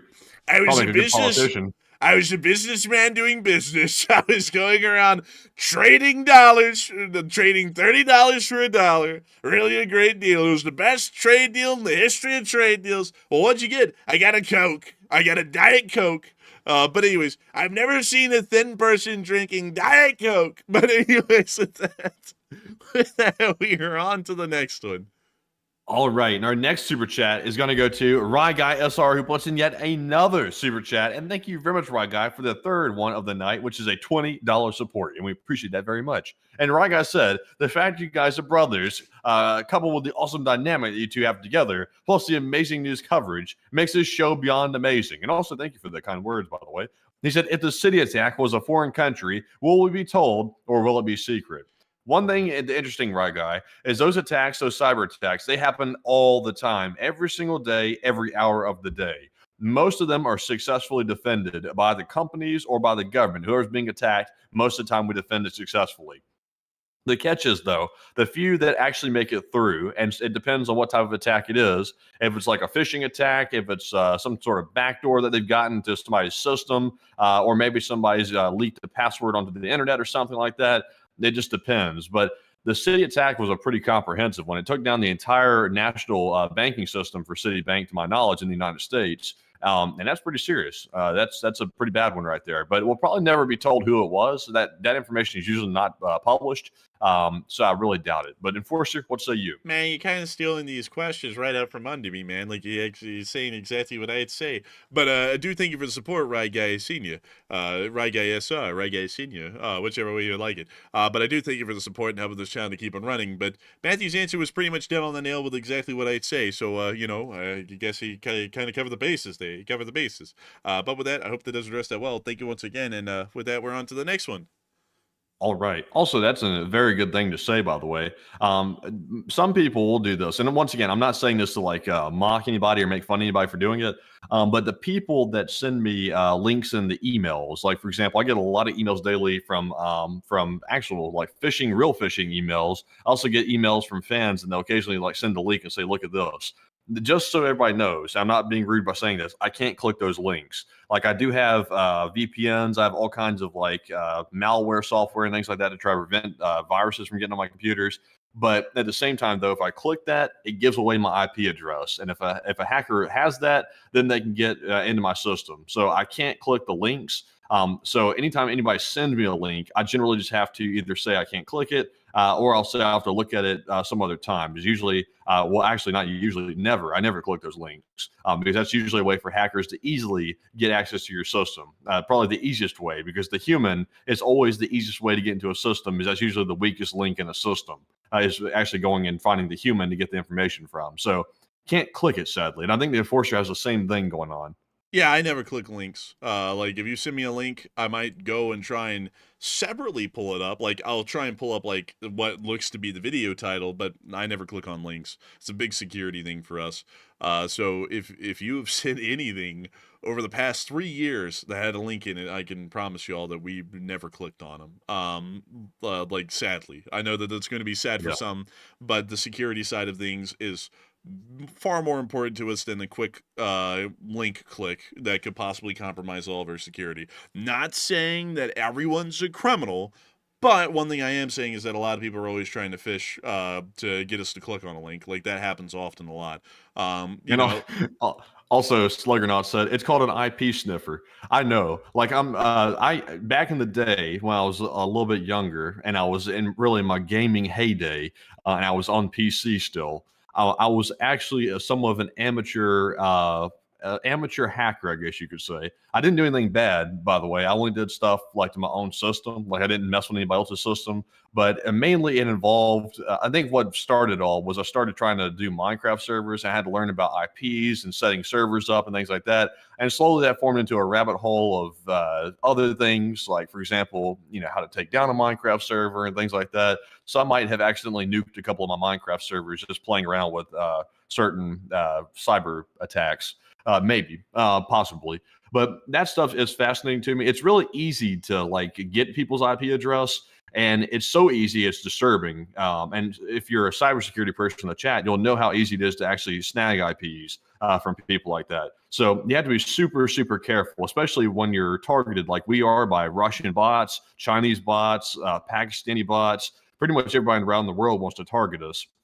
We're a perfect target for someone to send an email that says something like, oh, hey, look, guys, I found this video showing the conflict. Click here to see it. It's like a link to a YouTube link. And it turns out, well, it's actually not a YouTube link. That actually was an IP sniffing link. And you just clicked it and gave them your address. And now they can get into your IP and your network and your computer. And then you're in deep trouble because then they can brick your machine and hold it ransom. So, yeah, real easy. And it's just nasty, the cyber attacks these days. You got to be really careful. Yeah, you got to be very careful. You got to be very, very careful indeed. So I thank you all so much once again for sending those links, but we ain't clicking them. Sadly, no. But with that, we are on to the next one. And our next one goes to Craig Savarese, who puts in a 5. And thank you very much, Craig, as well, for that $5 support. He said, we cannot allow a sarcastic poster gap. I propose one of Nelson Muntz, pointing at an image of the Iranian port with the caption, haha. I thank you for the support, and we will look into that. And so with that, thank you so much once again for helping this channel keep it running. I hope that does address that well. And with that, we are on to the next one. And this one goes to Plazath, who puts in a 3. And thank you very much, Plazath, as well for that support. And we do appreciate that very much. And there's no comment to address, by the way. And we also have a $3 support from Margaret Hemsley, who said, happy birthday to the LSA chef, Danny B. And hey, happy birthday to Danny B, by the way. And I think he's in the live chat right now. So hopefully he is having a great birthday, by the way. And also, Margaret said, grab a live chat question too. And a happy birthday to the chef of the LSA, Danny B. Hope he's having a great birthday today. I hope he's having an amazing one. And I got to thank you so much for the support. How about this channel? Keep it running and notifying us of that. Notifying us of it. It's a great thing to hear. A wonderful thing to hear. And also, man, did they want a live chat? Yes, they did. Oh, let's get it. Let's get it, man. They were revving them up. So this one goes to Dalton LMAO, who says, what do y'all think the odds of World War III are today, in your opinion? Oh, I'd say 15%, 10%, somewhere around there. Matthew, what are you thinking? If I had to put it in a percentage, I would say based on the Pakistan and India situation kicking off, although generally speaking, that will be somewhat confined to that region, but it could cause international trade implications. That's the risk behind that one. And also the Ukraine-Russia situation, those talks have completely died down and they're completely finished. The war's not ending. The Israel-Iran situation is kicking off. Syria is kicking off. China's kicking off in the South China Sea. Pretty much everything's kicking off. I would say that the odds of World War III in the next couple of years is creeping up toward probably like 25%, I would say. It's creeping up there. It certainly seems like it's getting more likely for sure. There's so many conflicts breaking out. And I was telling the Enforcer this earlier today when we were talking about it. It's like the world operates like a prison. When one fight breaks out, tons of fights start breaking out. Everybody starts fighting when one fight starts. It puts the fighting spirit in other people that weren't even going to fight in the first place. Now all of a sudden they want to start brawling and scrapping. And that seems to be the way it works in the world stage too. Everybody wants to start fighting when one person starts fighting. It started with Russia and Ukraine, and it sort of spread from there. But that's my assessment. And so with that, I hope we addressed that well, and I think you want to give us support. And we are on to the next one. And we have one more super chat, and this one goes to Assorted Pickles, who puts in a 10. And thank you very much, Assorted Pickles, for that support. Kosher and dill. And they said, I got to say that I look forward to each video that gets put out. And I thank you for all the hard work you put into this. And also, I enjoy each of your guys' humor when covering the news. I thank you so much for the kind words, and I thank you for enjoying our videos. I put a good amount of work into those videos, although one of them went out the other day that just had the wrong video file in it, and I was like, what the hell? And then I went afterwards and I found the right video file, and then it had another problem, and I was like, well, damn. I was like, I guess no video today. And it was a good one, too. I mean, it was a really good one. The news was good. Viewership was looking really good on it already in like the first 20 minutes, and it was the wrong one. I really loved that one. But I do thank you so much for the kind words. And also, I thank you for really enjoying our humor, because our humor is kind of a hit and miss with some people. Some people like it, and some people tell us about that. And then the people who don't like it really like to tell us a lot. And I always find that so funny. The hate, it's just so much louder. And some people will come in here and be like, boo, your jokes suck. And it's like, well, the real joke's your life. So, still not as bad off as that. But, like, I got to say, I thank you so much for enjoying our comedy, because some people don't like it, but I'm glad to know that some do, and you're one of them. And so with that, a huge thanks to you once again. I hope that does address that incredibly well. And with that, we are on to the next one. And the next one goes to Kron, who just put in a $3 support and said, I'm late. What happened between India and Pakistan? So nothing much, just a little bit of an escalation to nuclear war, that's all. Yeah, it's not much, so basically they're like shooting each other, and then they start firing artillery at each other, and then India said, stick them, and then Pakistan said they're going to stick us in like 2 days, and then they also started moving some tanks to the border. In short, it's pretty much war at this point, but that's all that happened. If you want to hear everything that happened, be kind, please rewind. It's pretty much like the first whole hour of the show is about India. And so with that, I thank you so much once again for support. I hope that does address that well. And we are on to the next one. And with that is actually our last super chat for now. So we are now moving on from our super chats. And once again, thank you everybody for supporting the channel. We're now moving on to our live chat questions and our Morse code decoders of the stream. Tonight, we had the whole roster once more. We had Joni Dog, who threw it in first, as well as Cliff Simonson, Mark Hodges, Earl Bernew, Kevin J, Paul Schultz, Dave Millsaps, Her Royal Fluffiness, Arabelle Garbo, and Norm Pritchett. They said the Morse for tonight says from the LSA Signal Corps, India and Pakistan are winding out so good that Syria is now joining in on the fun. LLT LSA, and great job as usual, guys. And That's the sound of money. Y'all hit it dead on the nail. That was the jackpot of the night. That was the Morse code message. And I gotta say, India and Pakistan are wilding out. I'll tell you that. They're wilding out. And it appears that Syria is joining all the fun now. What a day it was. It was a really crazy day. And so, with that, I hope that does address that well, at least the best we can. And also, I just saw Hacker Jack say, I miss the Sir Attenborough voice. A lot of, the voices are really polarizing, actually, Hacker Jack, to move us on into a live chat here. The voices are really polarizing. That's why we don't really do them a lot anymore, because a lot of people really get a lot of enjoyment out of them and get a good laugh. And then some other people act like we just turned into Adolf Hitler live on air when we do them, and they act like it's a crime against humanity to do a voice. So we have to really be careful about when we do them and how much we do them, because otherwise a whole bunch of people are going to be going crazy. And, sometimes it's just better to just try and avoid it if possible. The backlash that we get sometimes for doing the voices. Like, it's insane. Like, I wish y'all could see it. We get cussed out behind the scenes, in the live chat, over email, like, everywhere, whenever we do voices. And it would be, like, over the dumbest thing. Like, we could do Mr. Bean. We could go, like, in our microphone. Someone will cuss us out over that, or in the live chat, or over email somewhere. So that's kind of why we don't do them that much anymore. But I'd love to do them. I always found them fun. But but the world is an unfun place, and there's a lot of miserable people who don't like to have a good laugh. So we kind of have to balance that. But anyways, with that, we are on to the next one. So our next one, our first live chat question of the last segment, goes to Terrence Custer, who says, would Red Square be a legitimate military target during the parade? Technically, yeah. I mean, there's a bunch of military personnel there. They're technically armed at the time. They're all holding rifles for the large part if you're in the infantry columns.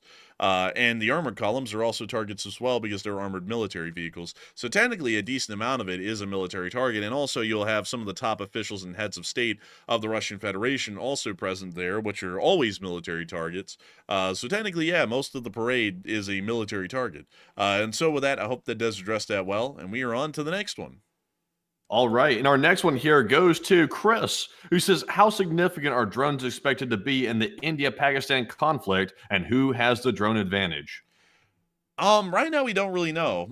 Drone warfare outside of Ukraine is something that's still in its infancy. And while Ukraine has heavily matured the concept along with the Russians, no one else has really seemed to catch on that it's a really important thing. So I really don't know who's on top as far as the drone war in between the two. And we've never really heard a lot of developments on that really in any other countries outside of Ukraine and Russia.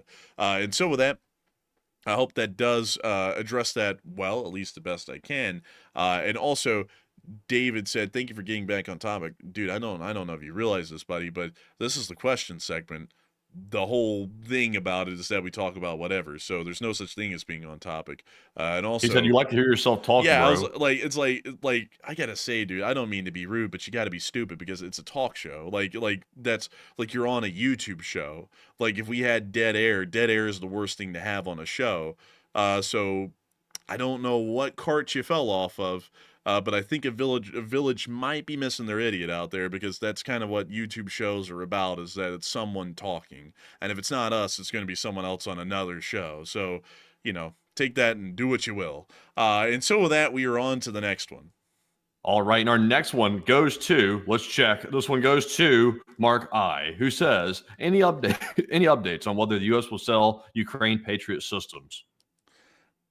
I haven't heard about anyone else selling a Patriot system to Ukraine. Right now, the topic is that the Ukrainians want to resupply their current Patriots with missiles from the U.S., and it seems as though there's been a bit of an issue with that. And I also haven't really heard about anyone providing their Patriots for sale to the Ukrainians either. So at this moment, we have not heard about anyone really allowing the Ukrainians to buy a Patriot or a resupply happening either. So it appears that there is a little bit of a comeuppance with that, and that's also causing some air defense difficulties for Ukraine, because the Patriots were a critical part of their air defense chain for the greater extent.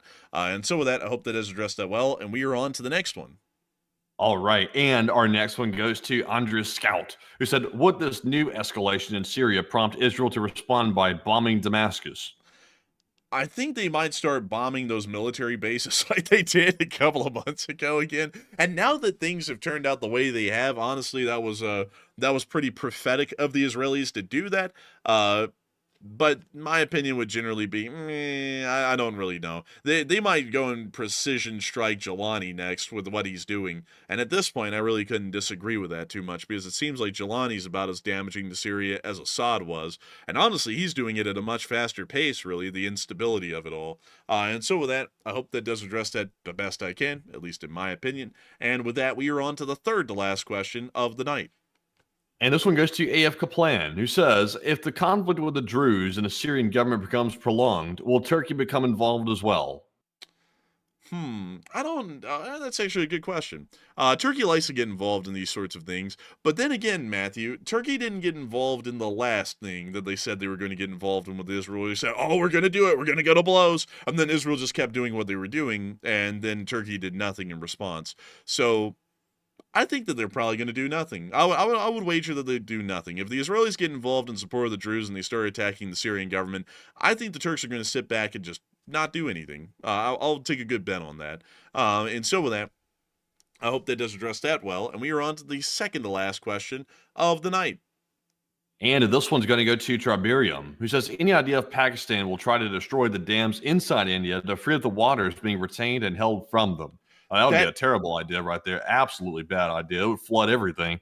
It's likely that they could do that, but then the flow of water is uncontrollable from that point forward because there's no flood control. So that actually could end up being a bit of a blessing and a curse because, for one, you have a giant wave of water coming down every river. So, a lot of people are going to end up getting killed. And then the second thing is that from that point on, because this does happen quite honestly often in the Ganges and Indus rivers, is during the monsoon seasons, it can easily start turning into floodplains without flood control. So yes, they got rid of India's ability to stop their flow of water, but at the same time, they also created a situation where floodplains are going to become common in Pakistan, especially if they don't secure permanent control over those dams at the end of this war. India might not rebuild them and might just be fine with letting Pakistan be flooded every year at that point. So they could, but there would be some serious consequences, even in that kind of a situation. It would probably be better for the Pakistanis to capture the dams intact, if we're speaking on the Pakistani side, and then just gradually open the floodgates and allow through the appropriate amount of water instead of just blowing them to pieces, because that can end up causing some really bad problems like I just explained a moment ago in my prior email. I didn't mean to say it like that, but there was no good way to round that one out. But anyways, with that, I hope that does address that well, and we are on to the final question of the night. And so, who was the last person that threw in the lucky last question of the night? And this one goes to Stephen Hillard, who says, in reference to the carrier and aircraft incident, how is it that an aircraft carrier gets close enough that it's a target for a Houthi missile? It technically really didn't get close. I mean, this aircraft carrier is about several hundred miles away from Yemen, so it's a pretty good distance away. It's about a whole state away from Houthi-controlled Yemen. But anti-ship missiles have considerable range, especially ones that probably have been provided to the Yemeni Houthis in the past, most likely hundreds of miles of range. So while the aircraft carrier is hundreds of miles away, it's still in shooting distance of the Houthis. And so the Houthis took a shot at it. And even if the missile cannot reach, they still have to go through standard operating procedures because what if the missile's been misidentified and what if it actually is a longer range anti-ship missile? So they do the evasives, they fire off their air defense, they also fire off their chaff and all the other things that these ships have on board for defenses, and then they shoot it down and then they return back to normal. But the answer is that it wasn't technically close enough. I mean, to be able to be in operational distance for their aircraft, they technically have to get a little bit closer in, meaning that they run the risk. That's why this carrier has an entire strike group following along with it of cruisers and destroyers that are especially equipped for the air defense role to stop anti-ship missiles and also other kinds of missiles being fired at the fleet and hitting the aircraft carrier. So with that, I hope that does address that well. And we have one last super chat. We had the final question tonight, but we have one last super chat, which is a $5 super chat from Ryan H. And Ryan H said, said, what are your thoughts on the proposed Golden Dome missile defense system? Is it economically and technologically feasible? LSA. I don't like the system because it's incredibly expensive. It costs about $500 billion, and there's no threat that actually would be posed to the United States to need an air defense system that can cover, a 5-mile radius in the middle of Pueblo, Colorado. It just doesn't really make a lot of sense. I would say that money could be much better used being sent to the Navy.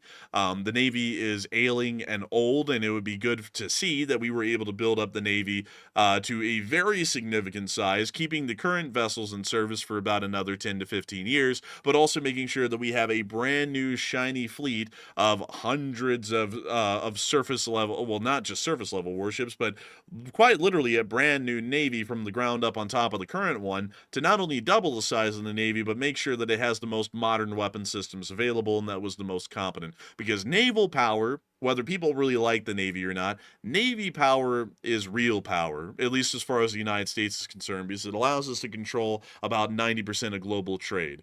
So with that, I hope that does address that well. And that is the end of tonight's stream. I've got to thank all of y'all so much once again for enjoying this channel tonight. It's been amazing to see that over the length of the entire stream, which has only been 3 hours and 20 minutes long, that we reached a peak viewership of 12.8 thousand people. And not only that, we have had 102,000 people watch this stream from beginning to end. Holy smokes, folks. Wow. That's absolutely crazy. I got to thank you all so much once again for watching. And if y'all have enjoyed, please make sure to like, comment, and subscribe. We are here 6 days, well, actually 7 days a week, but we run streams 6 days a week, every single day except for Mondays, at the exact same time every single night at 10 p.m. Eastern Time. And so with that, thank you all so much once again for watching, and we will see you all tomorrow at 10 p.m. Eastern Time to cover the next 24 hours of the news from around the world. And so with that, good night, good luck, take care, stay safe, and Slava Ukraini, and Ram Slava, and long live the Lee Spring Army, and the Lee Spring Army will never die.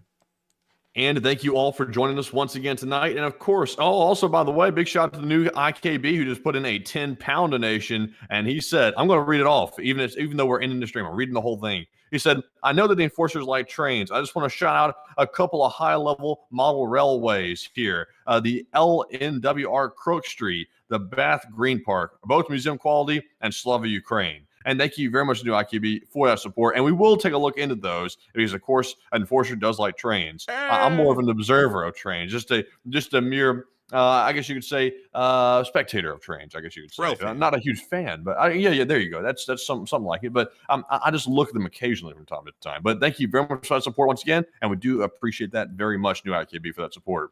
Also, by the way, folks, we will be on the lookout for the major news about the war starting between India and Pakistan, the total war situation. And when that does happen, we will be going live on an emergency stream. And of course, they said 24 to 36 hours, so that is imminent. It could be any time between now and the next couple of days. So we're going to be on high alert, ready to run a stream for that. And also, y'all be on high alert as well, looking for the stream if it does pop off. But in the meantime, thank you all for watching, and Slava Ukraine. Here on Slava. Get some rest, and good night.